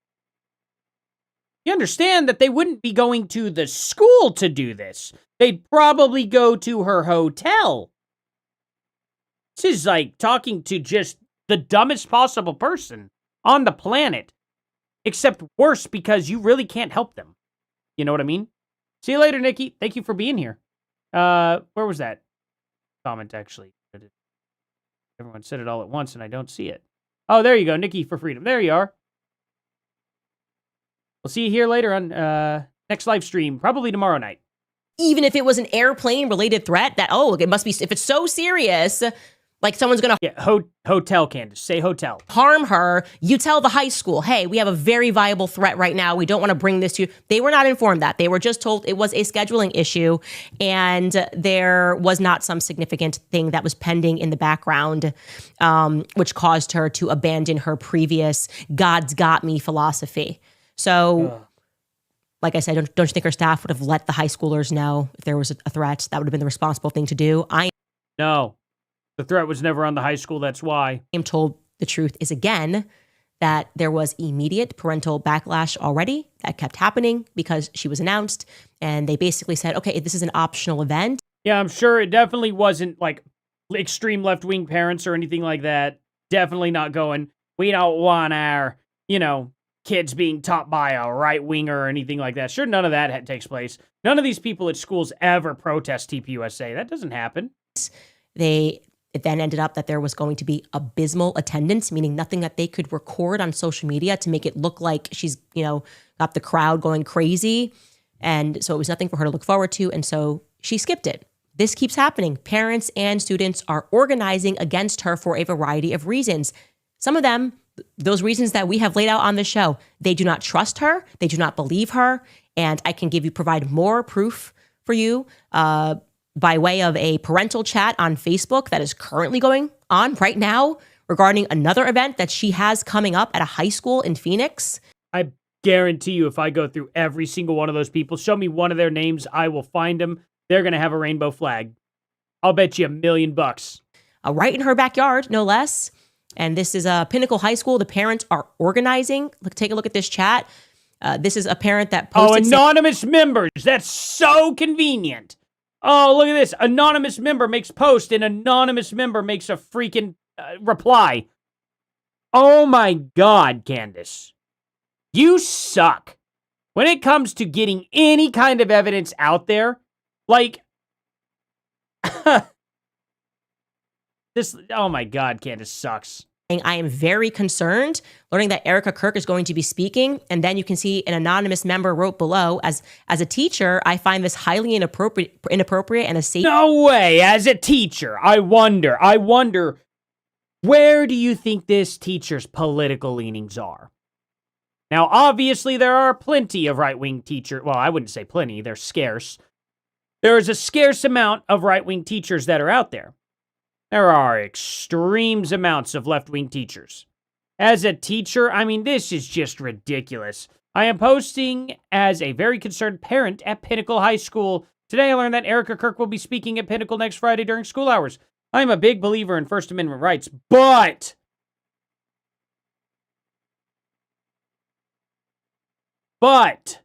That's always a great sentence. Say this about, like, look, I'm not a racist, but... you know how that works. Anyway, I also believe that polarizing political figures and religious figures have no place in a public high school. Has nothing to do with your little conspiracy theories, Candace. Right off the bat. Nothing to do with your conspiracy theories. I mean, it's crazy. I am a taxpayer and a believer in the separation of church and state. Yeah, this is a liberal. This is a leftist posting here. I have left a message with the principal. Spoke to someone at this PV district who is not interested in stopping this and am attempting to get in touch with the ACLU. That's a right-wing person right there, right? That would get in touch with the ACLU to try and stop this. Additionally, I am told her security detail will be outfitted with weapons while on campus. Oh, God forbid that the school's safe for about an hour. We can't have that. That's a whole hour you're guaranteed that nobody's going to come up there and start popping kids. This is unhinged that Candace thought this post was going to save her. You know? I understand Erika needs to be protected, but welcoming firearms onto campus during school hours is a safety issue. Candace just made the argument literally 20 minutes ago in the video that Erika Kirk would be at the safest part, like more safe than she's ever been, with J.D. Vance because of his security and his Secret Service. And now Candace is posting an entire post that is against that very idea. And she doesn't see the irony in that. Can you all believe that? Think about that for a second. She's posting somebody who has the direct opposite viewpoint as Candace Owens, right? That's really weird. She doesn't think that's a problem. She doesn't think this conflicts with her whatsoever. She completely agrees with this post. It's really, really strange. She probably should have read this first before posting this. Anyway, so if you feel this is inappropriate use of school property during school hours, I strongly encourage you to call Principal Richards and call the PV school district offices. I've never spoke up on any issues before. I doubt that. Oh my God, I doubt that, lady. I bet a lot of people have heard you speak before and have always let them work themselves out, but I cannot stand by any longer because a Christian lady's coming to our school with firearms. That's why. Kind of a crazy situation. As a teacher in PV, I find this highly inappropriate and a safety risk to our students and staff. So two people just agreeing that, hey, the Second Amendment sucks and the First Amendment sucks. And they're both left-wing. And Candace is like, even they're seeing that she took out her husband. It's just like, really? That's what you think? That's what you got from this, huh? That's incredible. Safety risk to our students and staff. Also, as a teacher, I know the district may care more about attendance more than anything else. So call your kids out of school and that will send a message. They are basically 36 likes. They are organizing essentially a walkout, a boycott of Erika Kirk. Okay? That's not what they're doing, Candace. Did you read it? That's not what that was asking for. Are you kidding me? You thought we were going to just let you get away with that, huh? This is unbelievable. I haven't reported on this stuff in the past. I've been very aware that this is going on. The reason why I am now laying this out today is because what enrages me so much about the messaging, the setup there by Andrew Colvett, is that it is akin to narcissistic abuse. They can never admit that they have failed or that they have done anything wrong. So what do? They tell the public that it's our fault. It's your fault. You took two leftists that didn't agree with their security coming in with weapons and that they were religious, and you twisted it somehow into them just not trusting Erika Kirk. That is such a crazy twist of words and a crazy cope. This wouldn't happen. This wouldn't happen if you guys would just stop criticizing her. That's completely psychopathic. We don't accept that. We reject that. Okay, no one does this. People cancel events last You haven't criticized her. You literally framed her for her husband's murder. minute for a variety of reasons. He got drunk last night. He's hungover. Their PR comes out, makes an excuse. He had a mental breakdown backstage. We've seen a lot, especially in the land of rock and roll. Oh, I lost my throat. I lost my voice. I won't be able to sing tonight. Probably was partying. Or they could have been talking a lot. If you talk a lot, you could lose your voice. Apparently, you wouldn't know anything about that because somehow your voice just never shuts up. I want you to actually go through your mind of all the famous people that you know who have canceled events last minute. When do you ever recall management coming out with messaging that implies that actually it's your fault? It's the public's fault. You didn't keep this person safe. Victim blaming. It's your fault that you're getting death threats. They couldn't come out tonight because you failed this person. Well, that's exactly what the messaging was, and you should be infuriated about it. It is ridiculous. They are now paying influencers. Oh, if only everyone would just leave her alone. No one would track her plane. What? Do you not think people are tracking J.D. Vance's plane? Elon Musk took his notoriously off It's different when you don't know where their hotel room's at, Candace. of something. Taylor Swift. People get their planes tracked all the time. Where are they staying at? What hotel? By the way, there's no remedy for that situation. What room in the hotel? What's the future remedy? We're just not going to announce when we're just going to pop up and surprise people. The messaging was crappy. I am so sick of there never being an adult in the room that will just come out and say, as a leader would, you know what? Ticket attendance wasn't great. We want to remedy that in the future. We want to figure out. You haven't even proven that that's the issue. Like, you just made it up. What we can do, changes we can make so that we can establish Erika as the new leader of Turning Point USA. You know, they're still getting to know her. That's responsible messaging. But these guys, It's your fault. And shame on Candace's Egyptian pilot. I like your name, man. on J.D. Vance for taking the bait on that. In response to Andrew Colvett's questioning, he's going to lecture us. He's going to come in and he's going to lecture us. Take a listen to what J.D. Vance has to say. Again, if your instinct is to go after not the left-wing radicals who are assaulting Savannah, or not the people who shot Charlie Kirk. Oh, God, you're going to turn against Savannah? This is going to be a doozy to watch. Claire says, just want to remind everyone, Candace made Erika fly to Nashville because she claimed she couldn't fly due to her assassin. Yeah, that is very true. That's very, very true. She was in danger. She was literally not taking her own, like she had her own water that she was going to take, all that stuff. Mama Owlbear says, the malignant narcissist is now complaining that TPUSA is narcissistic. Seriously? She's mad at everyone, mad that everyone is blaming her. Candace's comments on X are getting really nasty towards her. Oh, man, we'll go over her.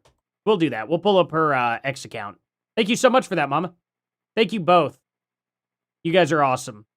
But if your instinct is to go after a young mother because she's grieving in a way that you find you find wrong, Well, why don't you stay in your lane and mind your own business? Yeah, amen. Grief is complicated, and Grief is complicated. And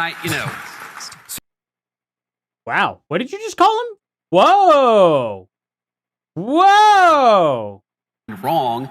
Well, why don't you stay in your lane and mind your own business? Yeah, amen. Grief is complicated, and Grief is complicated. and so She literally just called JD Vance stupid. Wow. This is definitely someone who's never grieved a day in her life. Grieving is incredibly complicated. You have no idea, after you've lost someone, what could trigger emotions about them. She has no clue. What a heartless person. there's another angle of this, Andrew, which is just so absurd, which is that, people will say that, Erika, she's been doing this or she's been doing that, and I would be doing something different. And it's like, first of all, that's fine. Like, if you want to criticize somebody because you have a disagreement, disagree with my politics, disagree with something that Erika or Andrew say on the Turning Point podcast. We do. But this... No, you don't.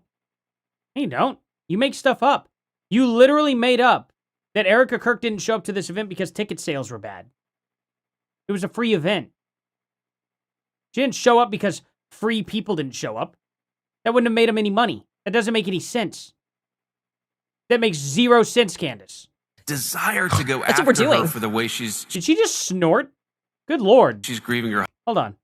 Let me see that again. We do. But this desire to go That's after... what Point podcast. We do. But this desire to go That's after... what Yeah, it's so good. Sorry, okay, I'll move on. her for the way she's grieving her husband. That's the most preposterous thing I've seen in a very long time, and I've seen a lot of crazy stuff in politics.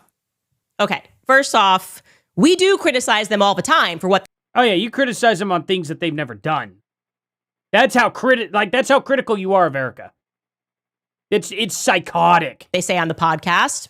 The whole public has been doing that actually since everything happened. Please stop saying. Yeah, and she probably, that's a good point there, NF Caps. Erika probably didn't say anything until right before the event because they were trying to catch anyone who might have been the one after her and doxing her. Absolutely. That is a fantastic point. This repeat phrase that everyone grieves differently. It doesn't matter how many times you say it, doesn't make it true. Okay. You can't just say stuff. Everybody grieves differently. Yeah. You can't just say things. What do you want him to do? No, for sure. Everyone that I know does this. No one. That's why it stands out to people. And people go, this is strange. Yeah, Most people would exactly. fear going out. They would want to be closer to their kids. Stop trying to constantly feed us this slop. But the audacity to say something, like he just said, he said that it was the most preposterous thing that he has seen in politics in a very long time. People criticizing Erika Kirk. That's the most preposterous thing he's seen in politics. That's not what he said. Talking about people literally attacking her. Doing these threats and all this stuff, all because somebody literally said something. Like, it's completely and totally ridiculous. And you guys are piling in here. Thank you all so much for joining. Please give me a like and subscribe, guys. Thank you all so much. You guys are freaking awesome. Chat's going like crazy. You guys are incredibly nice. I mean, man, I've got a great audience. You guys are awesome. Very long time. Disagreeing with the new CEO and chairman. This is not just a widow. This is the new CEO and chairman of TPUSA, a position that she did not earn. Nothing that she has done warrants her being in that position. That's your opinion. Man, you are so bitter. And that to him is like, whoa, I can't believe people are doing this. I've seen some preposterous things just over the last few weeks in politics that should probably rank higher on your list, okay? Like when you guys blew up that school. 150 Iranian schoolgirls were killed, and then you lied about it. That, to me, feels a little more preposterous. So let me get this straight, though. Let me get this straight in the mind of Candace. We, as the United States, decided, hey, we're going to go bomb a school. And that's it? We just decided to take out one school? No, we literally were bombing a military base. And there happened to be a girls' school on that military base. I'm sure we struck it. But I'm also sure that we probably didn't know exactly where that school was or if that was a school or not. That's probably not something we were looking into. We were probably like, where do they store the weapons? Where do they have everything? Oh, here's the base. Here's these details. Just hit it, you know? I'm sure it wasn't also like, oh, let's make sure that there are no girls' boarding schools inside of their missile factories or whatever you want to call them. Missile silos, wherever. Like, you think that was the first thought probably going through our head?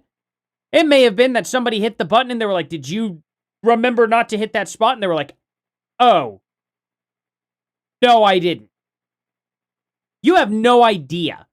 But the fact of the matter is we didn't go through Iran and start, we could have taken out every single school if we wanted to. What are you talking about, Candace?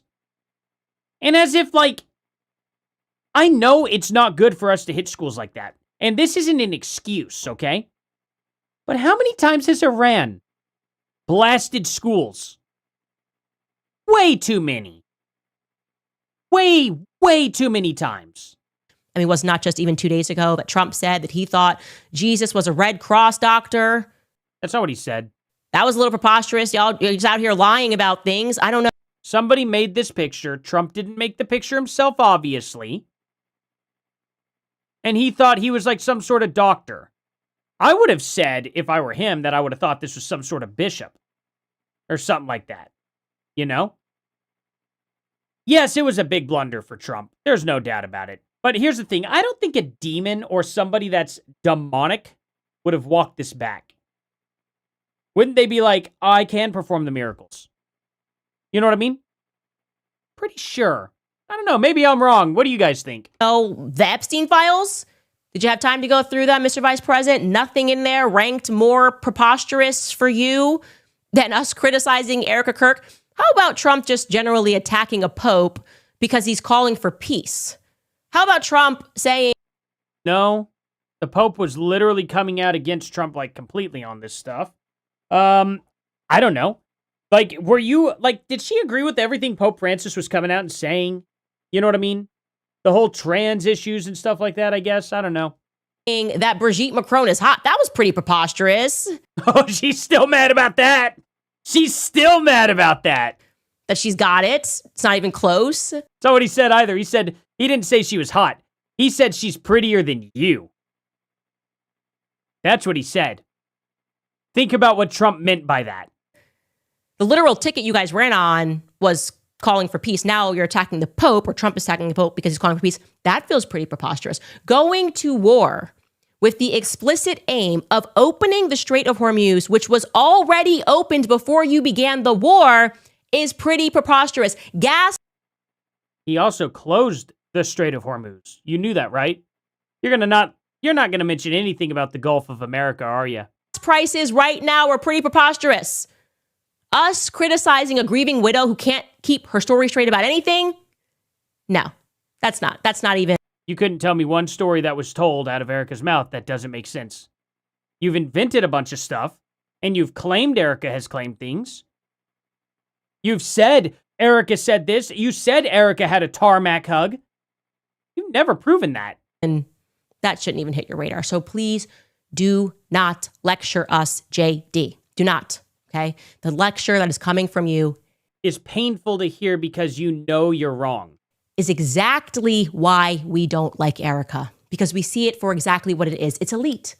She has money and connections. She can call Vice President J.D. Vance. She can get the Secretary Scott Bessent to issue a letter on demand, demanding you stop looking into their finances. She can get Trump to say how much Charlie loved her in his Easter speech. It's the balcony approach that makes us sick. We feel it. You guys looking down in the crowd like we're animals and you're somehow more dignified. Okay, Mr. Vice President. I don't need to add anything to that, right? Like, she just let her anger speak out exactly why she doesn't like Erika Kirk. And those reasons are your jealousy. That's crazy. Respectfully, our friends aren't in the Epstein files. And your friends are in the Epstein files. A lot of your friends are in the Epstein files. You have the Tate brothers. You've got your husband. Your husband is connected to more people in the Epstein file. Your husband is directly connected to Epstein himself through the Bullington Club. The Bullington Club that your husband actually ran. Your husband. Your husband is in a ball-worshipping club, Baal worshiping club, I should say. She says Baal, and now I'm saying Baal. It's pronounced Baal. She is the one literally pushing, or literally married to that crap. Are you kidding me? I have enough common sense to know that the reason we refer to it as common sense is because it's shared amongst the commoners, us, the majority. That is not actually why. Not the commoners. It's common sense. That you do not know what common sense is. Common sense isn't just stuff that people just automatically know. Okay? It's common knowledge. That's what common sense is. It's essentially common knowledge. It's things that should be taught to people commonly. And it differs per region, too. Common sense in a village is going to be completely different than common sense in a city, while common sense out in the countryside is going to very much differ from common sense from somebody of a different country. See what I'm saying? Different groups of people have different sets of common sense. And people who don't know that actually are the most ignorant people. Because they go to a different area and they expect people in a different area to automatically know what they know. And that's why people project onto each other so often. Because they think that the knowledge that they learned over in New York City is going to translate to somebody who's literally out in the middle of the desert herding cattle. They can't relate with that, but they think each other are stupid because they have different levels of actual, like, common sense. Things that would be so practical to somebody in the city that would not translate. And things that would be so practical out in the countryside that also doesn't translate to the city life. And she seems to think that common sense somehow, because we all are connected to the internet, is just all one bubble all around the entire planet. That's the level of actual low IQ that Candace is.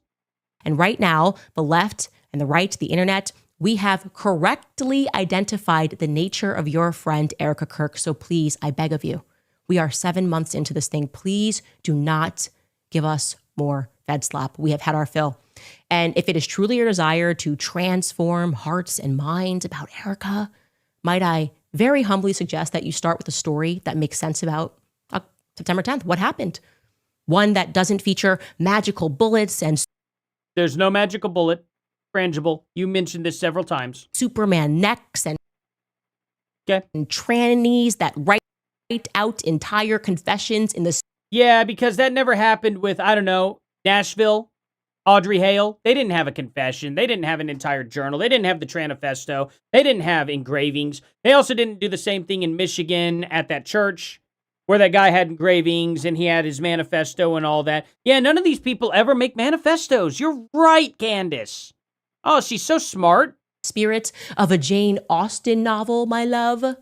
One which doesn't feature company employees who witnessed the shooting and for some incomprehensible reason neglect to call 911. But yeah, because, you know, there's not campus security there. There's not security. There's not all the people who probably have the right conduits that they go through to dial 911. Yeah, I'm sure everybody's job right there is everybody pull out your cell phone and clog the line. That's what Candace Owens would suggest. That's her master plan. Good Lord, if she was ever in charge of safety, could you imagine the amount of deaths that would be under, like, if something happened, everybody hit the floor right now and call 911. This shooter would just be like, you know, like he would just be having a field day. Like, Candace Owens is just so genuinely dumb when it comes to security. It's unbelievable. Yeah, let's literally everybody stop what they're doing and call 911 all at the same time. That's what you're supposed to do whenever lead's being rained down on you, right? What a fool. But instead rush to remove cameras within minutes. That would be my advice. Rather than lecturing us from a balcony, string together a coherent story and a timeline for the you too, Candace. Commoners. Please and thank you. Anyway, moving on from that, on to some other things that are happening behind the scenes. Essentially, Turning Point is now just in the business of creating an illusion. And by an illusion, I mean that even when they are posting events of her being greeted at events with like, thunderous applause behind the scenes, you should know that middle schoolers and high schoolers are being forced in some scenarios to sit in these events. It's mandatory. Okay. They have no option. So remember when you went to school and there was assembly, when you had to go to assembly in the middle of the day? Yeah, we do. We remember that. Hey, Katie, thank you so much for that 10. Thank you. I really appreciate that. You could have put a message in there if you wanted. I would have read it. That is the state of affairs at Turning Point USA. They are the administration. It's an assembly. Surprise, Erika Kirk is here. And they're like, look, the auditorium is filled. Cool. Like, I guess to keep it real, if I was in high school, I was really bad at chemistry. If he offered 5 extra points and was like, Candace, you can bring up. Assembly's required, Candace. What are you even talking about? I'm really confused.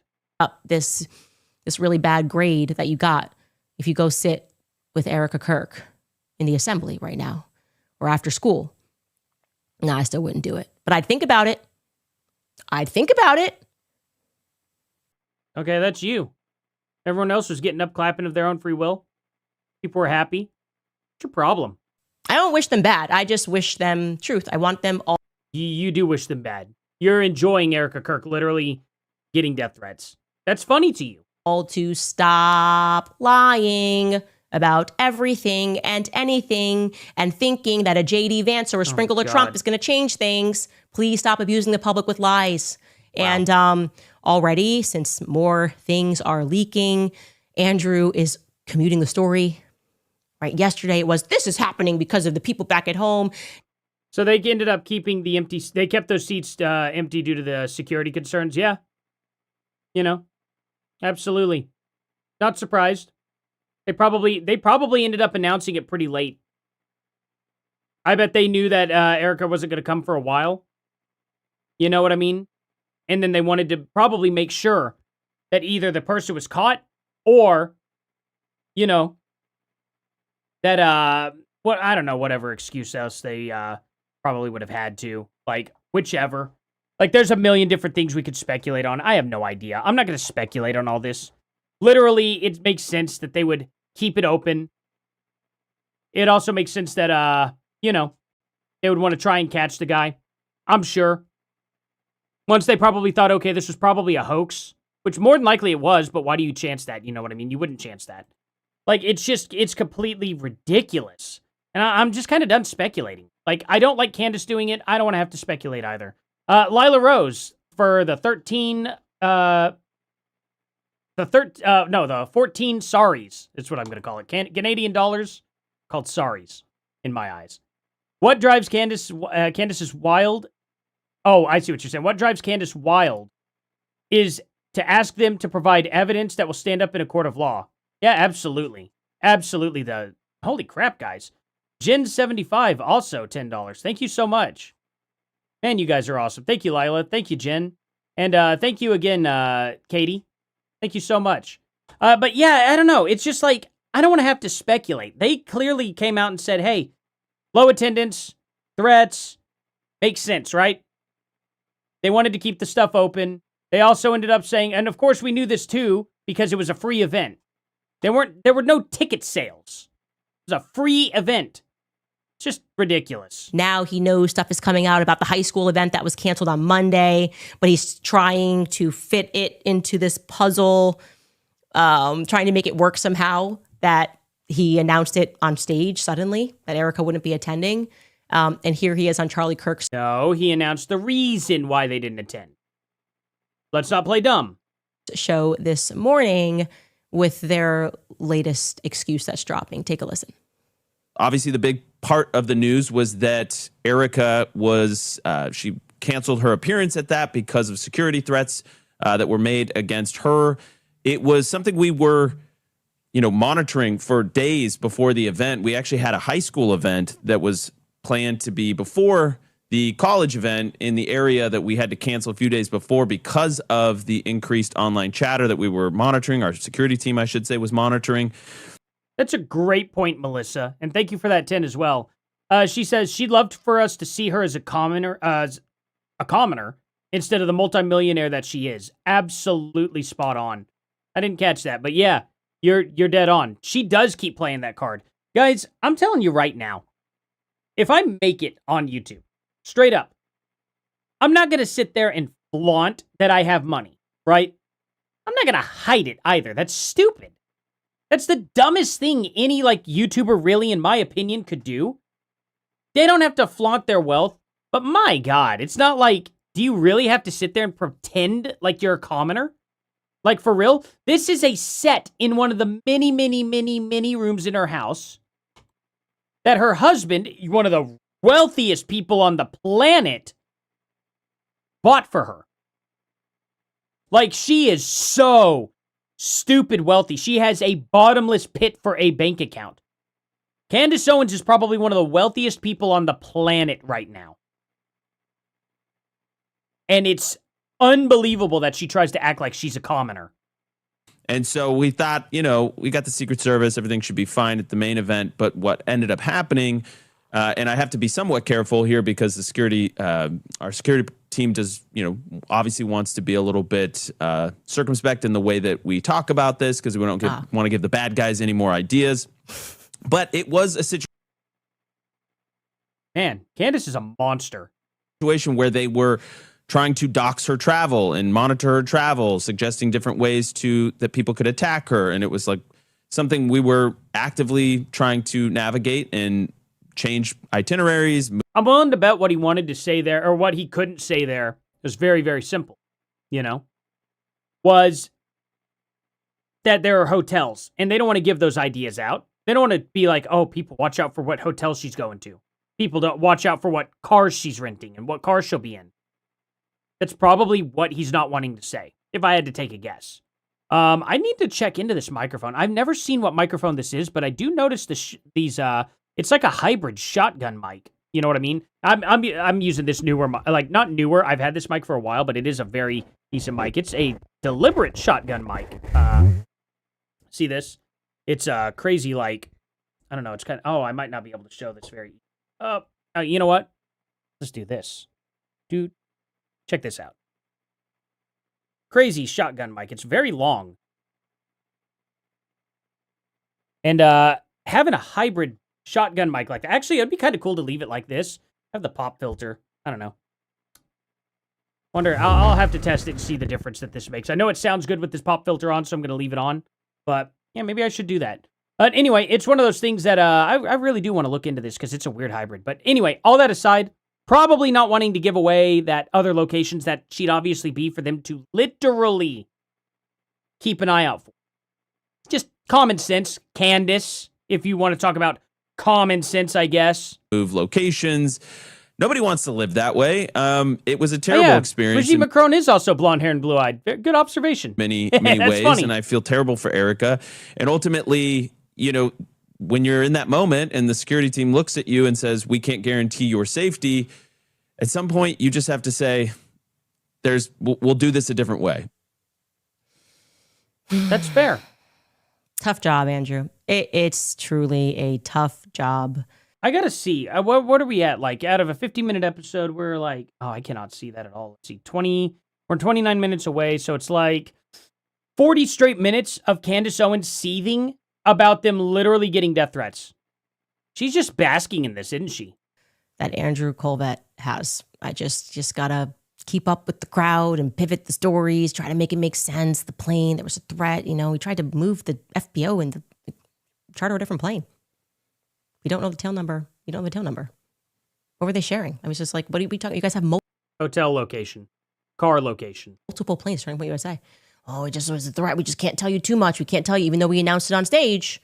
We know that people are asking for more. We just want to honor the security, and these threats are very serious. And that's why when Charlie multiple times texted me and the security team the day before saying he thought he was going to be killed, we don't like to talk about that. We don't talk about that threat. How about you back that claim, though? That'd be nice. Back that claim, Candace. Jins, for another 10, says, everyone with morals needs to call Candace out.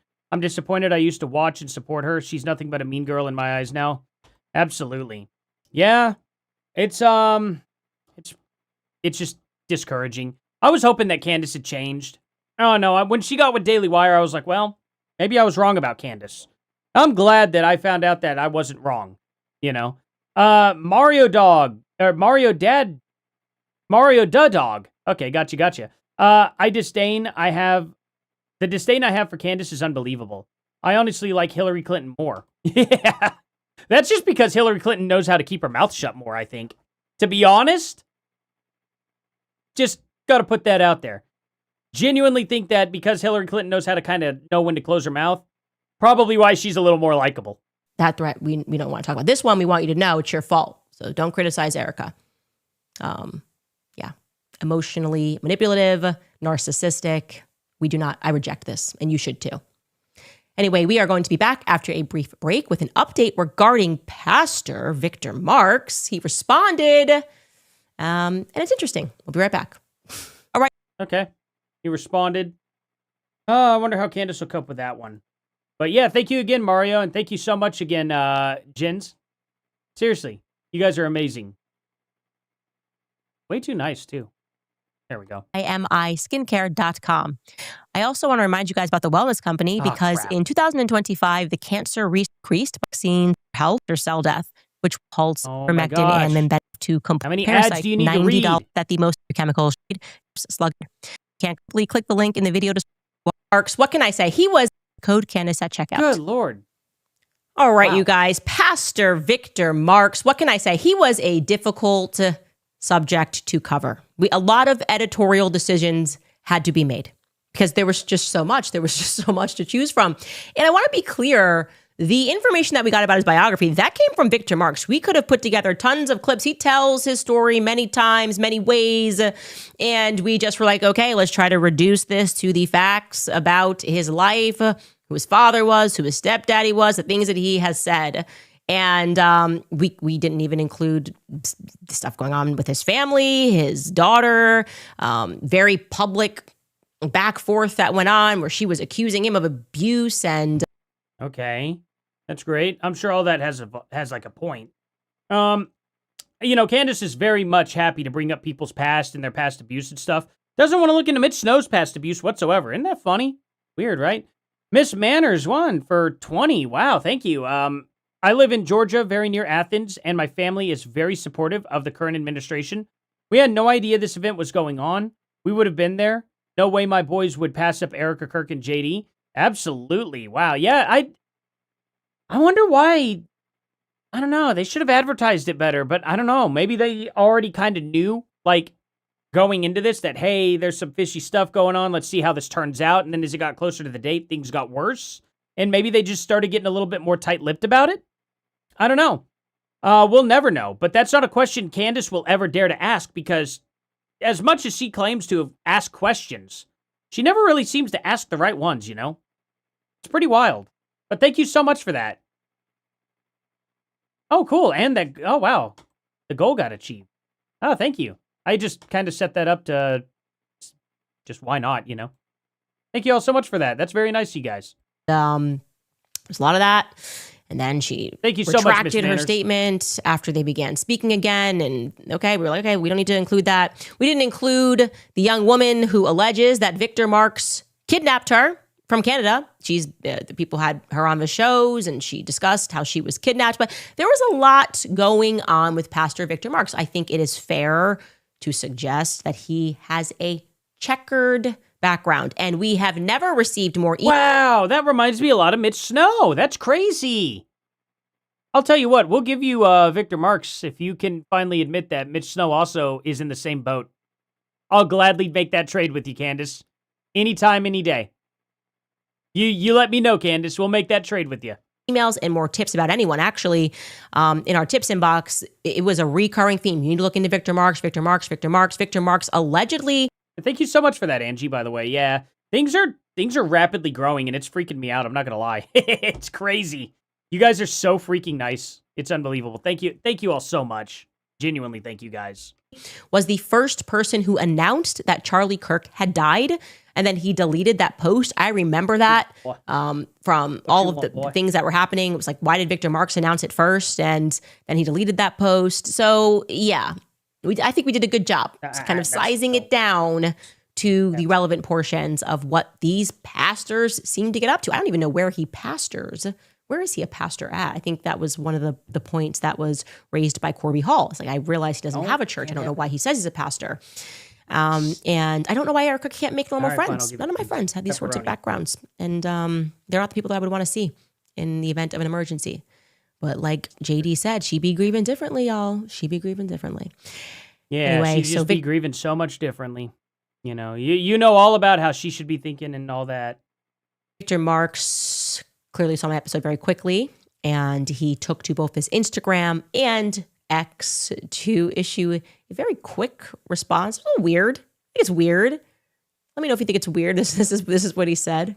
You literally brought your entire staff in last week because Trump made a tweet about you.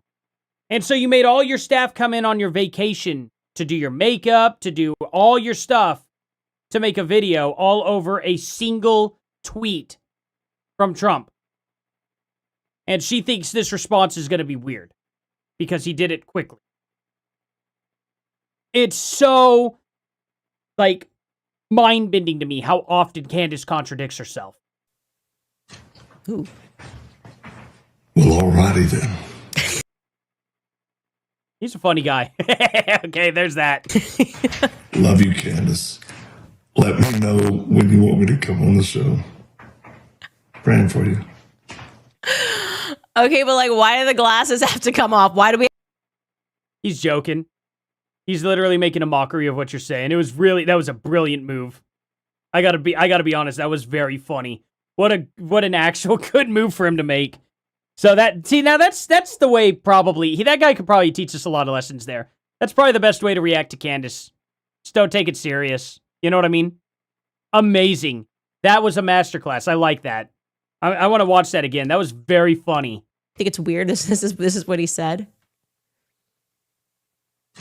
Ooh. Well, alrighty then. Love you, Candace. Let me know when you want me to come on the show. Praying for you. Okay, but like, why do the glasses have to come off? Why do we have to go all like? I like the Jim Carrey act. Well, alrighty then. You know, it's just, I like it. That was good. That's the way to respond to Candace. That was great. Clark Kent about it. Well, alrighty then. Give it to me again. Did you just say Clark Kent? Like, for real? Like, what? Okay. Maybe she's making a reference to the Superman neck. If she could have even thought of that. Alrighty then. Give it to me one more time. I gotta watch that again. Oh, okay. Now she's gonna watch it again. Well, I beat you to the punch on that one. Yeah, that's the thing. Clark Kent? That's not what I would... Not exactly the right person there. Maybe the Riddler? Can we had a DJ booth going where we just like get these sounds that we like? That's a bite. That's a bite. Yeah, I just need to have that little, whenever I'm feeling alrighty then. Anyway, I don't know what the point. Also, like, Clark Kent is very much like not a Southerner. I mean, he was out in like, what was he found in like was it Iowa? I think he grew up in Iowa, but he never had like a country accent. Of that was, and he then published, I've been accused, or in this episode, this is what he suggested. Buddy, you can't be accused of what you're telling us your bio is. Now, I read Corby Hall's statement in its entirety, fleshed out what he had to say, felt like he was a very honest person. And again, he was ready to come on the show and discuss everything, bring all of his evidence. So my instincts are usually right about people, and my instincts about you were that, I don't know. You had supplements that you were doing with David Harris. So because you know this dude has like literally like evidence and whatnot that he's willing to bring on the show, you're just like, I don't think I want to do that. Don't think I'm going to have this guy on. I called him out. I didn't think he called your bluff and you folded. That's what just happened. And Candace is literally trying to like sweep this under the rug. It's hilarious. Completely backs down. Calls out this Victor Marks guy. And now she's going, actually, I don't think I want to call this guy out anymore. He actually will come on my show. Yeah. That's crazy. You know how much money she probably could make interviewing this guy? She could probably do a pretty good episode. But she knows that he would probably turn her audience against her. She ain't going to risk that. David Harris calls God Papa. I don't know. And he, like, you guys said that, like, proceed, like, the supplements were going to help human sex trafficking victims. It's too much. It's just too much. Well, you probably shouldn't have called him out then. Now you won't even platform him after you called him out? Unbelievable. Okay. My senses, my spidey senses say no good. Anyways, I obviously responded instantly. I wrote this beneath the post. We are actually going to have Corby Hall of Fold AR on, and he is game to do the show with you. I am happy to have you both on if you agree. Okay, well, maybe both on at the same time. That'd be great. Let's do it. And Corby Hall said, yeah, I'm good. Let's do this. He actually suggested it, Corby Hall. He said, because he saw the post first and said, I would 100% do this face-to-face. Like, he's very serious about what this man did to him. And like I said, he has all of the evidence, so it wouldn't make sense for me. I couldn't rebut anything that Victor Mark said about Fold AR. We were already going to have Corby. Let's make this happen. And so because I wanted to make sure that we could establish a date, I instantly then reached out privately. I will show you guys that. I wrote, hi, Victor, give me the best number. We would love to set it up. Corby Hall is completely game to join. Best to have him. This is kind of giving me H3H3 like vibes though, where it's like, well, I won't just debate you by myself, but I'll get another guy to debate for me. Remember when H3H3 was like, or Ethan Klein, when he was going, oh, yeah, I'll debate you, Steven Crowder. And then when Steven Crowder showed up, it was Sam Hyde. It wasn't Ethan Klein at all. You guys remember that? I don't know if y'all were watching Steven Crowder, or if you guys even know who Ethan Klein is, but it was a very scummy move. It's kind of what it feels like. Like, maybe you should probably have him on. But we'll see. Maybe Victor will reply back with, actually, I want to be just solo with you. But I'd be down to watch him literally talk with Corby Hall. I mean, it'd be interesting for me to watch him there, since I read his letter and he has the proof, etc., of what you wanted from him, plus the prayer that you prayed over him. We have, up until we hit go on today's episode, not heard back from him. I don't even see that it's read. He may not have read receipts on, but I obviously responded exactly where he posted the video. We will keep you posted, and I am totally game and very interested. Finally. Okay, so he hasn't responded yet. We'll see what happens, but I'm just prepared for her to be like, I'm not going to have him on by myself. This is just my spidey senses and, you know, me being alone in a room with him, even though you have like 5 other producers or whatnot, but whatever. Pretend like you're in there by yourself in your basement. We got one of these pastors on the hook. I want to reel him in. I want to reel him in and talk about his relationship with Turning Point USA, how he got found as a pastor, Calvary, what goes on near that military base. It feels to me like a whole military operation, I'm going to be honest. We've done episodes. We have done our due diligence on Calvary Chapel as a whole. I find it to be problematic, but... You didn't show anything problematic, though, but okay. That's my opinion. I'm allowed to have it. Anyway, I wanted to let you know that we then were hit with another wave. People emailing us from Turning Point USA, inside and outside. I love this, just so you know. We have people that are saying that they will get jobs at Turning Point USA just to give us information from the inside. We have people volunteer. They're like, I am going on an interview. I reply, they want me in. I will be a mole. Like, that is how the world feels. They are willing to go. Closest thing to a mole she's going to be is like right on the rear end of some fat, like, obese lady. You know what I mean? That's the only kind of mole she would make herself out to be, in the sense of any kind of spy or whatever. But anyway, you know, because everything that she literally talks about is just BS. Absolute pure BS. She has not been able to back a single claim that she has made. This entire, actually any episode really, but this entire episode specifically as well. It's just crazy. To work to get information. It makes me happy and it makes me smile, because that is the influence that Charlie Kirk had. Like, that's incredible that people are willing to do that for him. Then and she's like, mole. Anyway, Gens again. Wow, thank you so much. Pretend says her soul is rotting in real time. I predict she'll be labeled a real villain pretty soon, and her narcissism will be her downfall. Hello, boy. What? What? What? What? What do you want? What is it? Where's your ball at? Here, go get your ball. Go on, go get your ball. You can get it. Yes, go get your ball. I'll throw it. What a stinker. Let's see. And her narcissism will be her downfall. Thank you so much for that, though. I think I read that part, but I just read the part that I didn't have highlighted again. Yeah, Gens, you're amazing. Anyway, sorry. Dog distracting. Where's your ball? But did you put it downstairs again?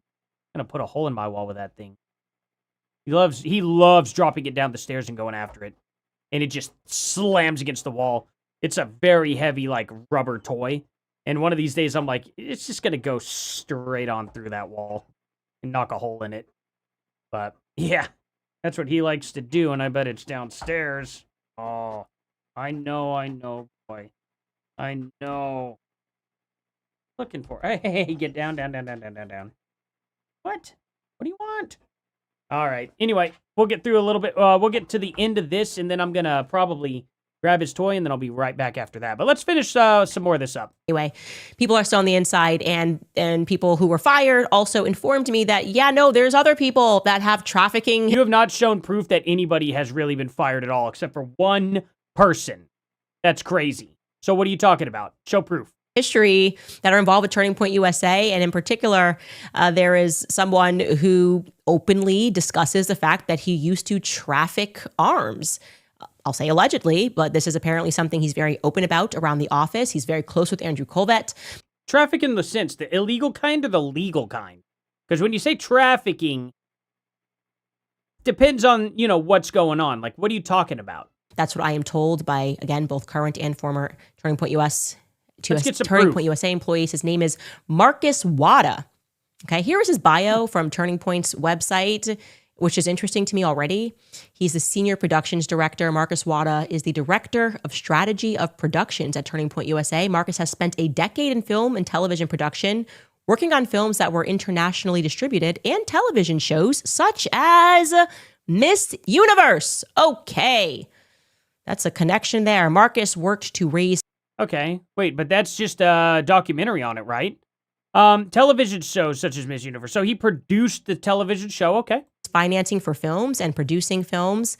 He left Hollywood to work in the conservative movement, producing and directing Turning Point USA's documentary series, Border Battle and the Great Global Reset.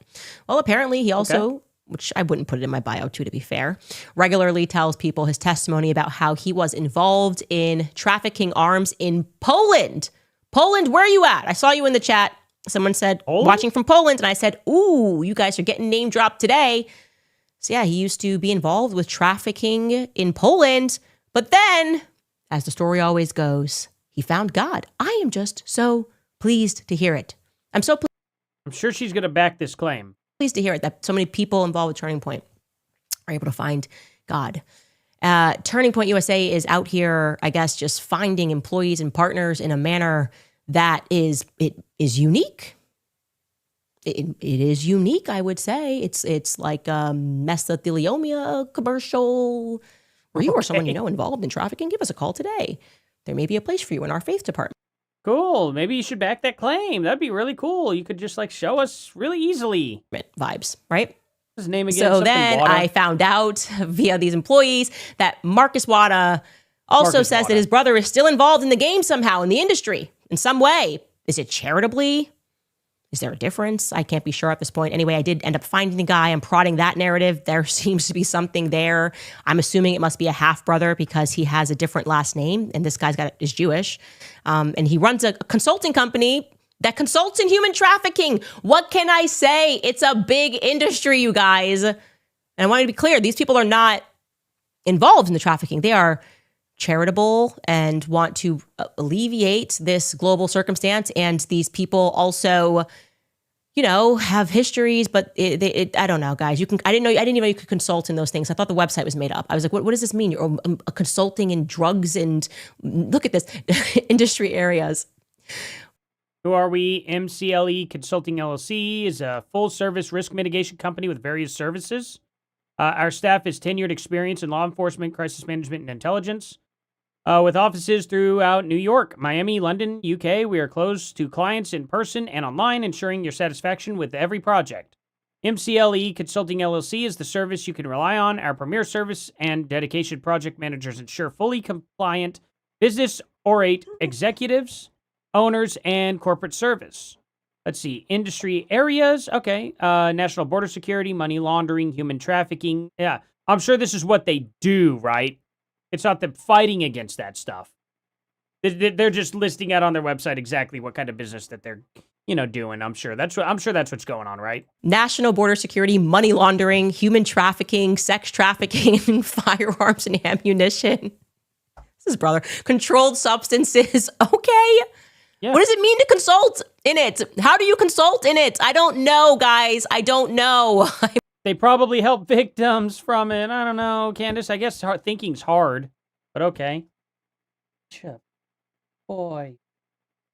What do you want? Okay. I got to take this boy outside real quick because he is freaking out, and I'm sure he needs to go to the bathroom. So I'll be right back, guys. I'll take a real quick break. I think I figured out a way to finally turn off ads on the live stream and still keep super chats going. I didn't know I could do like both at the same time. So there's that. So I'm going to add an insert little ad thing. And by the time it's done, I should be back. Oh.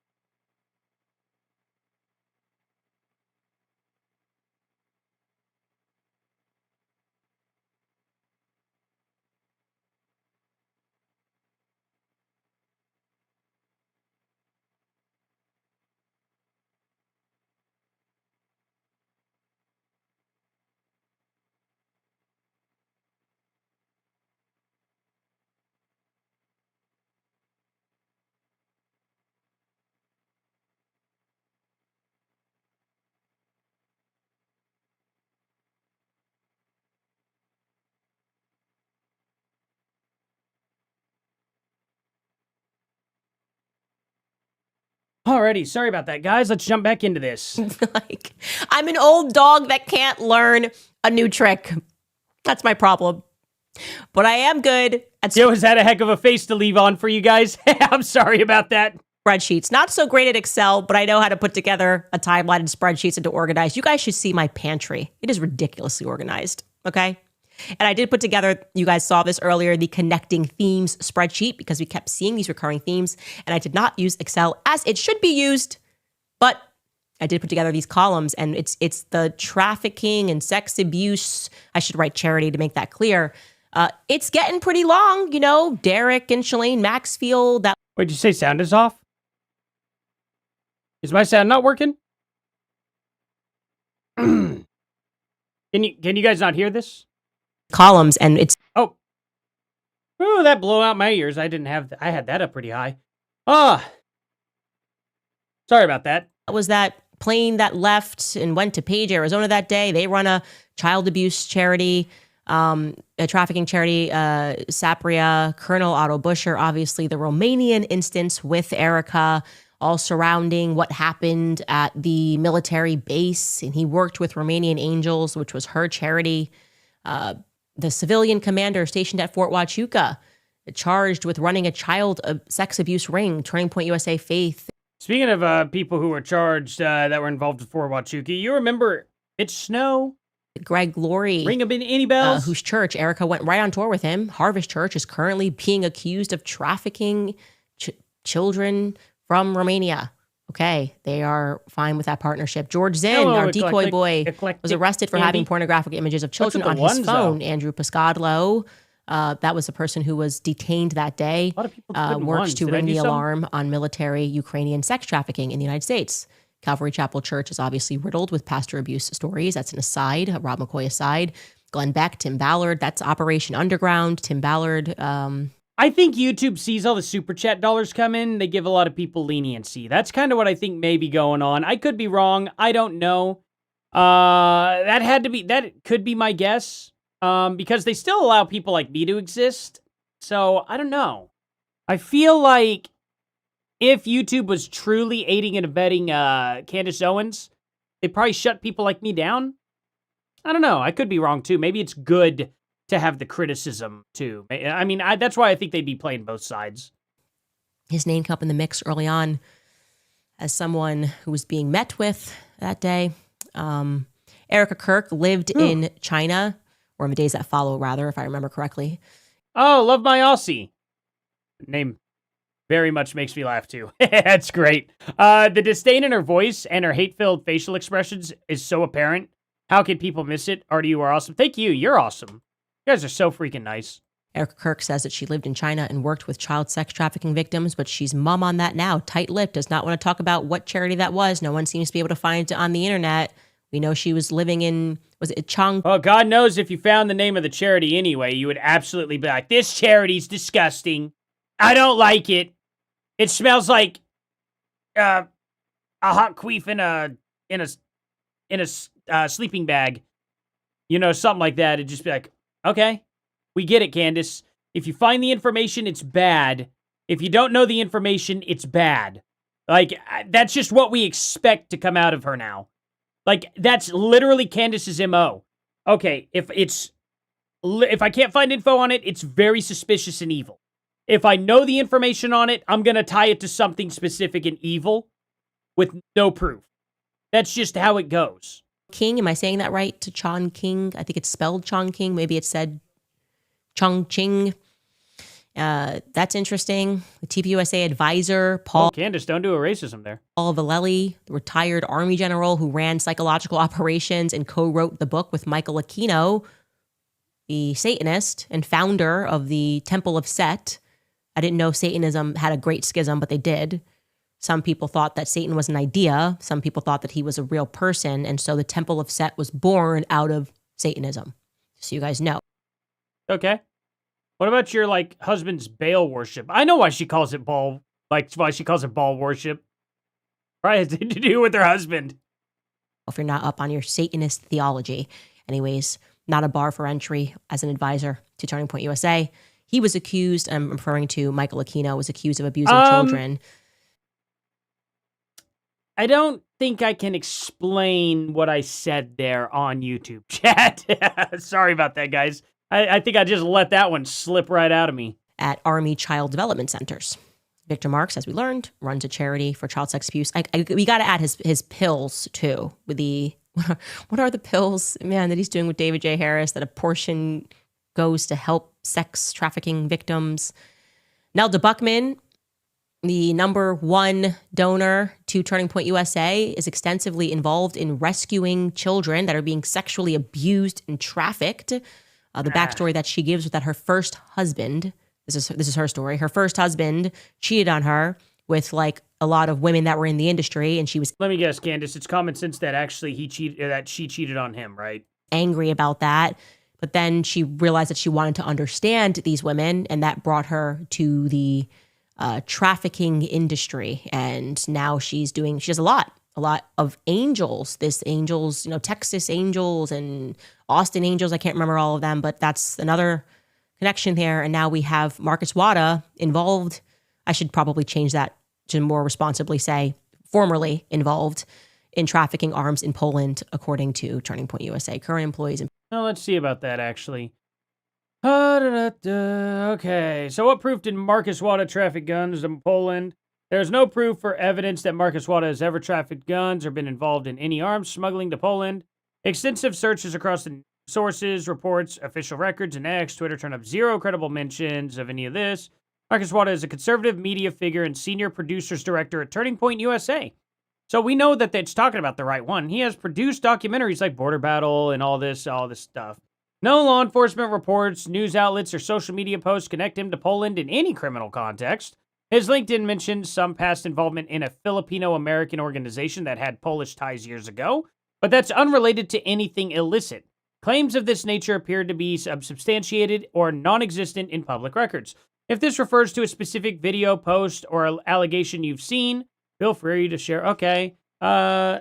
Candace Owens said so. Is she lying? Let's just see what Grok says about that. There you go. Take that, Candace. In past employees. So we can just update that spreadsheet, you guys, just so I can say that clearly. Formerly involved Marcus Wada. We just kind of type that as a note. Yeah, we'll live edit that just so that doesn't get misunderstood from the public. Formerly, comma. He's not formerly Marcus Wada, guys. No, he is Marcus Wada. Was he formerly Marcus Wada? I don't know, actually. If people change their names, nothing would surprise me. Maybe he is formerly Marcus Wada. I think we're having a little bit too much fun today, guys. Yeah, that's weird. All right. I'm just like, the stories are just getting they're just so ridiculous. What can I say? What can I say, ladies and gentlemen? We will be right back after a quick break.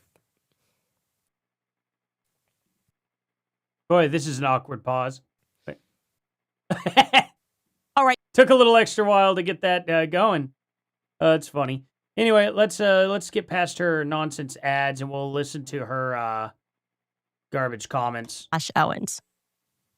/Owens. Oh, right, you guys. I see someone in the chat was like, he does not look Polish to me, Marcus Wada. Well, it's on his LinkedIn. He lived in Poland, so he just speaks Polish. I don't know. So he's lived in Poland, and that's your only connection to him selling weapons in Poland. That's cool.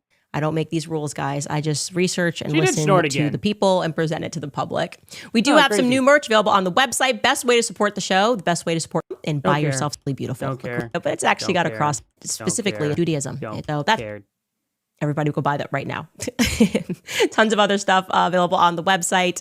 Top comment from last episode. Jared Johnson wrote, Erika is the kind of friend to steal money from you and then pray that you find it. That one took me out yesterday because I feel like you hit the nail.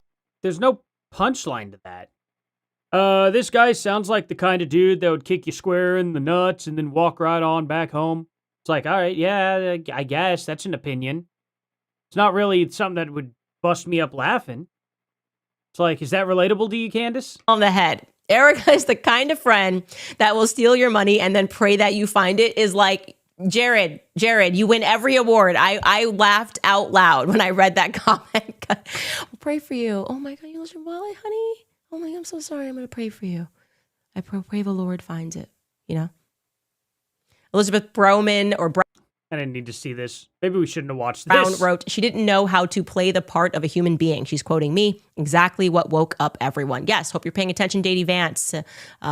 That's the part that woke up everybody. Okay. Good Lord. There is such a thing as having a spiritual intuition about things. It's what keeps you safe, being aware. That's the best piece of evidence Candace was able to provide. Crazy. Where something about justice feels off, and that is something was not tracking. And then when she wasn't behaving the way that she should behave, you guys basically told us that we were crazy for noticing that, that she had no fear. And now you're flipping the gear. You're just completely doing a 180 now and saying she has fear. Yeah, she should just square up with thugs in the street. You're right, Candace. Come on, guys. Just stick to a script. Stick to some form of a script. Okay, comments on today's episode.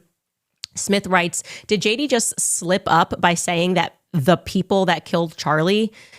They are so, these people are so lazy, her producers and all, that she only ever shows 2 messages ever on her screen. And then for some animate fake comments, we'll just now type in what, Candace wants to kind of address to make her look better. I wonder if that's the case. I didn't even catch that he said that. And I do believe that there were multiple people involved in killing Charlie Kirk. And I do not believe that it was Tyler Robinson alone on a rooftop. And so we're going to continue to read. Well, you showed the video. You did show the video from behind the head and showed that literally nobody in the audience did it. You also showed that it couldn't have been an explosive.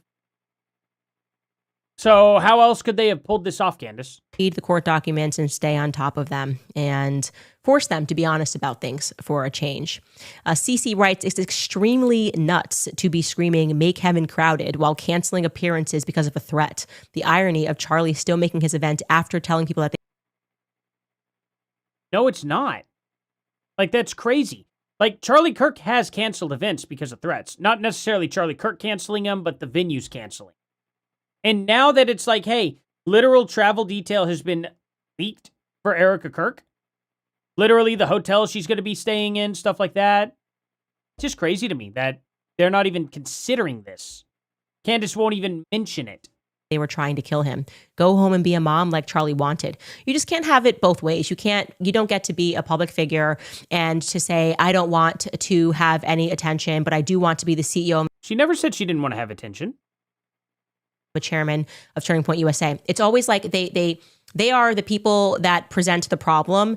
And then when everyone's like, okay, well, you're the person, you're the one that brought the public into this. They go, oh, no, never mind. How often is Erika Kirk in the public eye, though? Especially compared to Charlie. So come on, like, you can't sit there and tell me that she wanted that level of fame that Charlie had. Else she would be out every single day uploading videos of herself. Why didn't she do that? I just want privacy. It's giving Meghan Markle. Do you know what I mean? Like, I want to be the princess, but I also want privacy when I want it, but I also want Netflix cameras when I want it. Life just doesn't work like that, okay? You can't take us into the Candace, you do realize wants are different than what actually happens in real life, right? I would love to have literally 1,000 acres of land, and I would love to be in like a very nice, lavish house. Those are called wants. I understand that that's probably something I'll never have in that sense. I'm not going to be some like gigantic, mega rich, like have everything I want guy. That's just not probably in the cards for me. You know what I mean? It's called a want, Candace. She could want privacy and to be famous at the same time. She could want to be the CEO and also not want to be out in the spotlight too. And guess what? Her actions kind of show that. Because she is the CEO. She already showed that she brings her kids to work. And she doesn't upload videos like Charlie Kirk. Makes sense.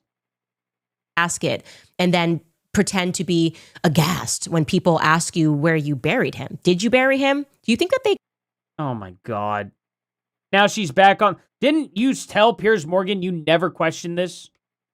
Cremated Charlie? I ask myself that question, right? I ask myself occasionally whether or not they cremated Charlie, because that is starting to make sense to me that they would do that. I don't know. Because now she... Why would that make sense? She can't share the details because she says people are going to come and try to destroy. I mean, I can't think of a single figure that's deeply hated in American history that has suffered having people go after the gravesite. And no, you can't. You can't. You really can't. You can't be this stupid, Candace. Charlie Kirk Memorial.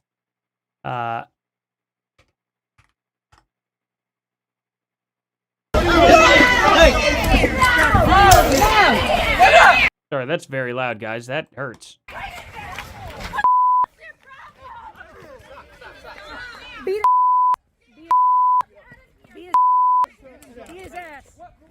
Yeah, I can't think of anybody who'd probably go to Charlie Kirk's grave. Not a single person. And I'm sure Erika Kirk wants to go and visit her husband and just have it smashed to bits. An investigation is underway tonight after this video emerged showing a memorial for Charlie Kirk being vandalized outside the Benton County Courthouse.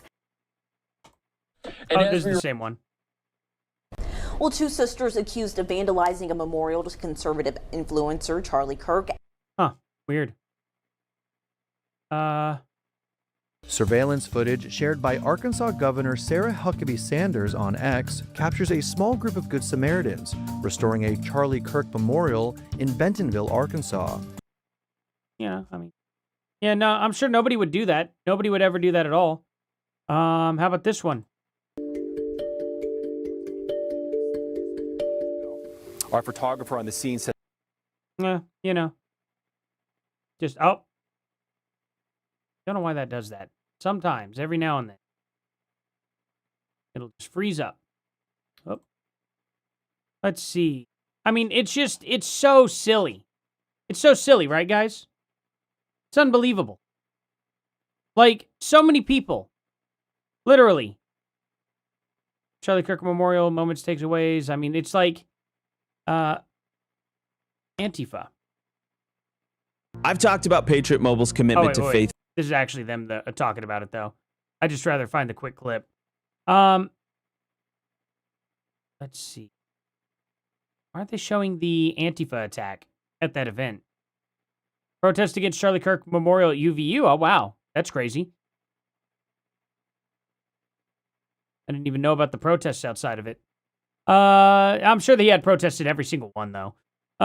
Let's see. Where's the Antifa people that showed up? Why is it not pulling that up? Come on. Maybe X is better to find this stuff. Charlie Kirk Memorial. Man. Let's see. Hey, here we go.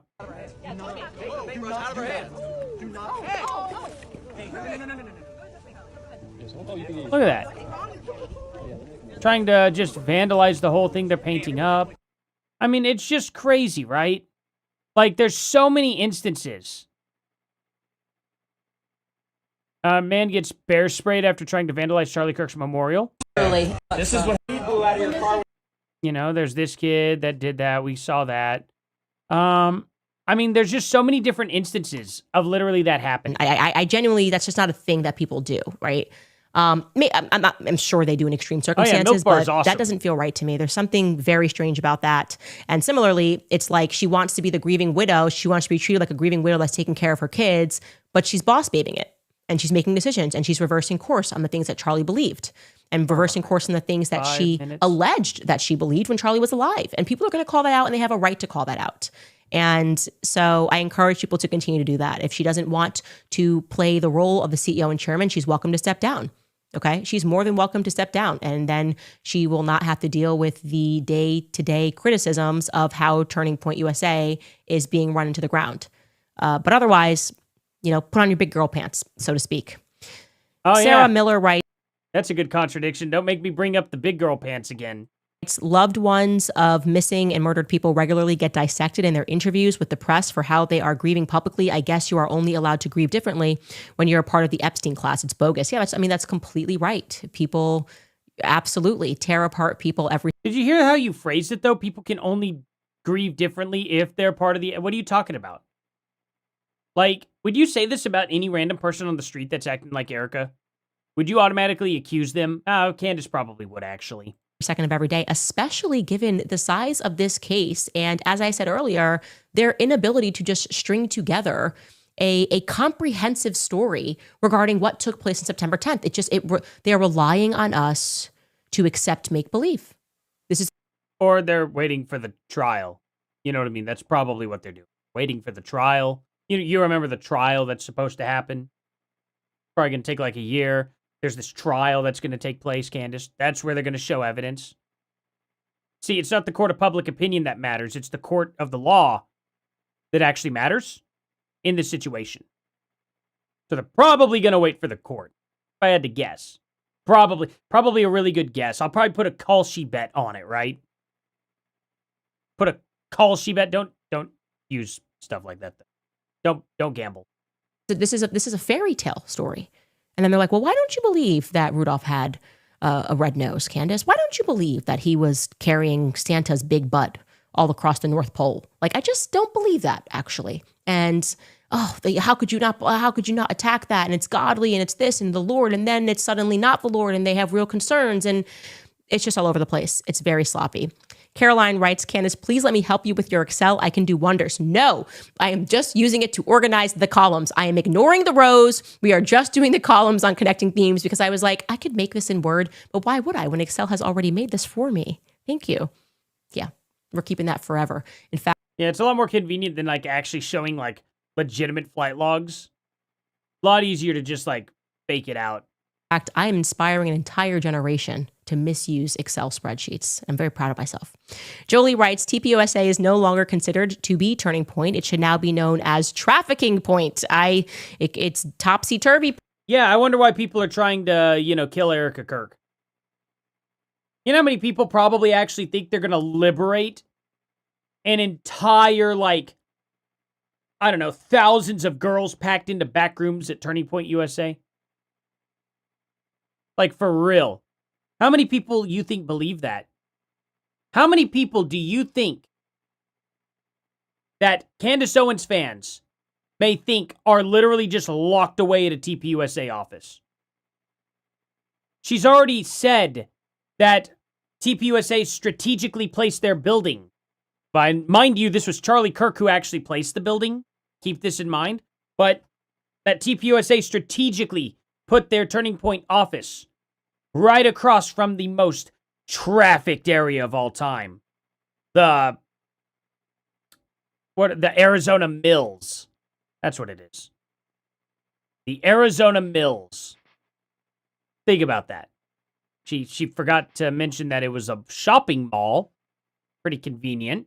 She didn't want you to know that, but they conveniently just put it right across the mills. You could think of the mills as a big warehouse where it's like open field and stuff that, you know, like where 2x4s would be going and stored and stuff like that. No, that she didn't mention the fact that it was a mall. It's unbelievable. And she also just completely lied about that. Point. It's Tumbling Point. It's certainly not the organization that I knew, that I supported, and that I loved. And it feels like it's been infiltrated by love so much that you quit, right? Or fired, allegedly, right? Zionists. I think from the very beginning we felt that. I think that's honest. That's a fair take. And even in there, like I said, there's this like bizarre partnership that they just keep having with the Daily Wire. Like we know what the Daily Wire is. So when we see that, we go, that's weird. Why? That's weird that Charlie invited Ben Shapiro on his show and not you, huh? That's just so weird. By the way, that was Charlie that did that.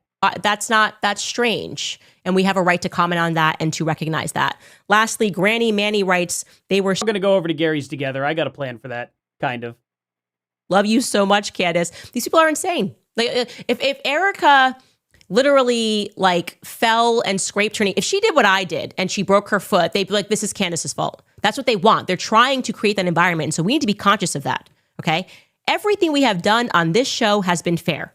Charlie Kirk was murdered. We are being lied to about the details surrounding that. You can't prove that, and you've never proven that. That's the part. That's what's not fair.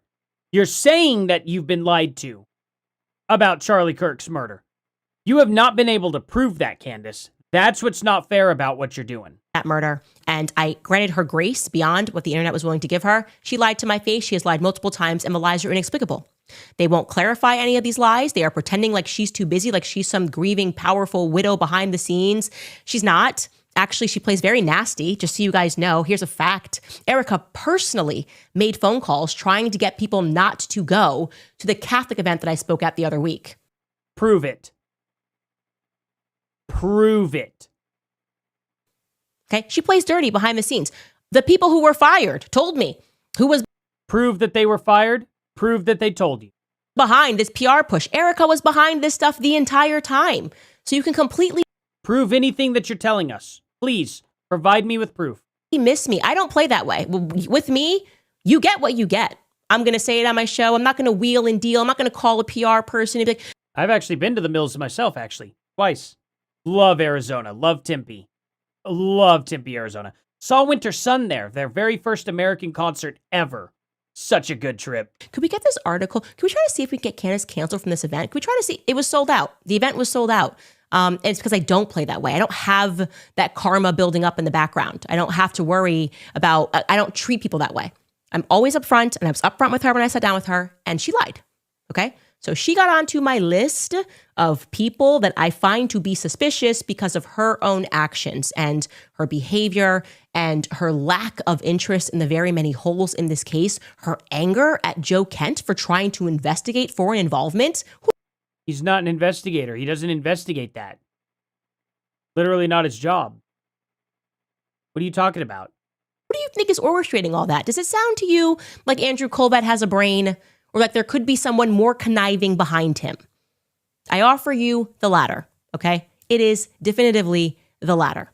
And I will leave it at that. I guess that's it for today's comments. We will see you guys tomorrow. Alrighty, guys. Now, join me here. We are going to go over to Paramount. We're going to go over to Gary's channel here because he's going to be going live here in a few. And I purposely kind of, when I saw that he's literally having Tracy on his show, Tracy Martin. This is crazy. And I was like, you know what? I'm not going to stream at my normal time. Here, I'm going to fix this. Because this is a huge show. Very huge show. Wait, why did I close out of that? No, let's refresh. Aha. So I want you guys to jump on in here. I know many of you are already subscribed to Gary. But if you're not now, if there are some people who are not, please go pull this guy's stream open. Please definitely subscribe to him. And jump on in chat there. I'm going to pin his channel right there. So click that. It'll take you directly to his channel. You guys should come right on over here for sure.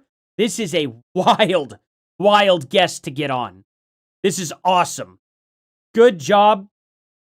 And congratulations to Gary from Paramount Tactical here for scoring this interview. This is sick. This is absolutely sick. This is crazy. I love this. So I'm going to be watching this tonight for sure while I put the kids to bed. Going to have my headphones on. I won't be able to see anything on the screen. I'll definitely have my phone in my pocket. So, you know, putting the kiddos on down. Oh, man. I just kind of lay down in their room for about a good 30 minutes. What's funny is the Arizona Mills Mall is in the Tempe safety zone. They're trying out. Oh, really? Yeah, Tempe is like the very nice side of Phoenix. Now, there's Prescott is like the rich neighborhood, right? Is it Prescott? That's like, you're pretty wealthy if you live there. I think it is. So, definitely come. Yeah, let's see. We'll say howdy there. There we go. Let's see. He should be starting in about 3 minutes. So we got a little time to talk. And then right at about 6:59, I'm going to go ahead and shut down stream. Scottsdale. Scottsdale's the rich one. Okay, that's what I'm thinking of. Because it's like Scottsdale and then it's like Prescott. Well, actually, for you guys, I guess it would be like Scottsdale, Prescott, and then like down south of that's like Tempe. And Tempe has just got like, man, they had the coolest outdoor stage. I think it was Joe's Grotto. Is it still there? It's like this outdoor stage that they have like all these shows in. I saw Examore, Adavant. I don't know if you know who Adavant is, but they're like a local folk metal band in Arizona. And they were awesome. I really like their music. Hopefully they do stuff again. I hope they continue to make more albums. Because I don't think they did anything for a while. I think they took a break. But yeah, they were just absolutely amazing. Then Winter Sun came, and then Eluvati. It's just a phenomenal show. One of the best times I've ever had. Alrighty, guys, jump on over here to Gary's channel here. Click that link that I have pinned. I guess it's down at the bottom of your screen, or maybe it's at the top if you have a cell phone. Let me take a look. Where is it located? I'd like to know here. That fresh channel. Pull it open on my phone. It's at the top of my phone, so okay. On mobile, it's at the top. Click that. Head on over here and there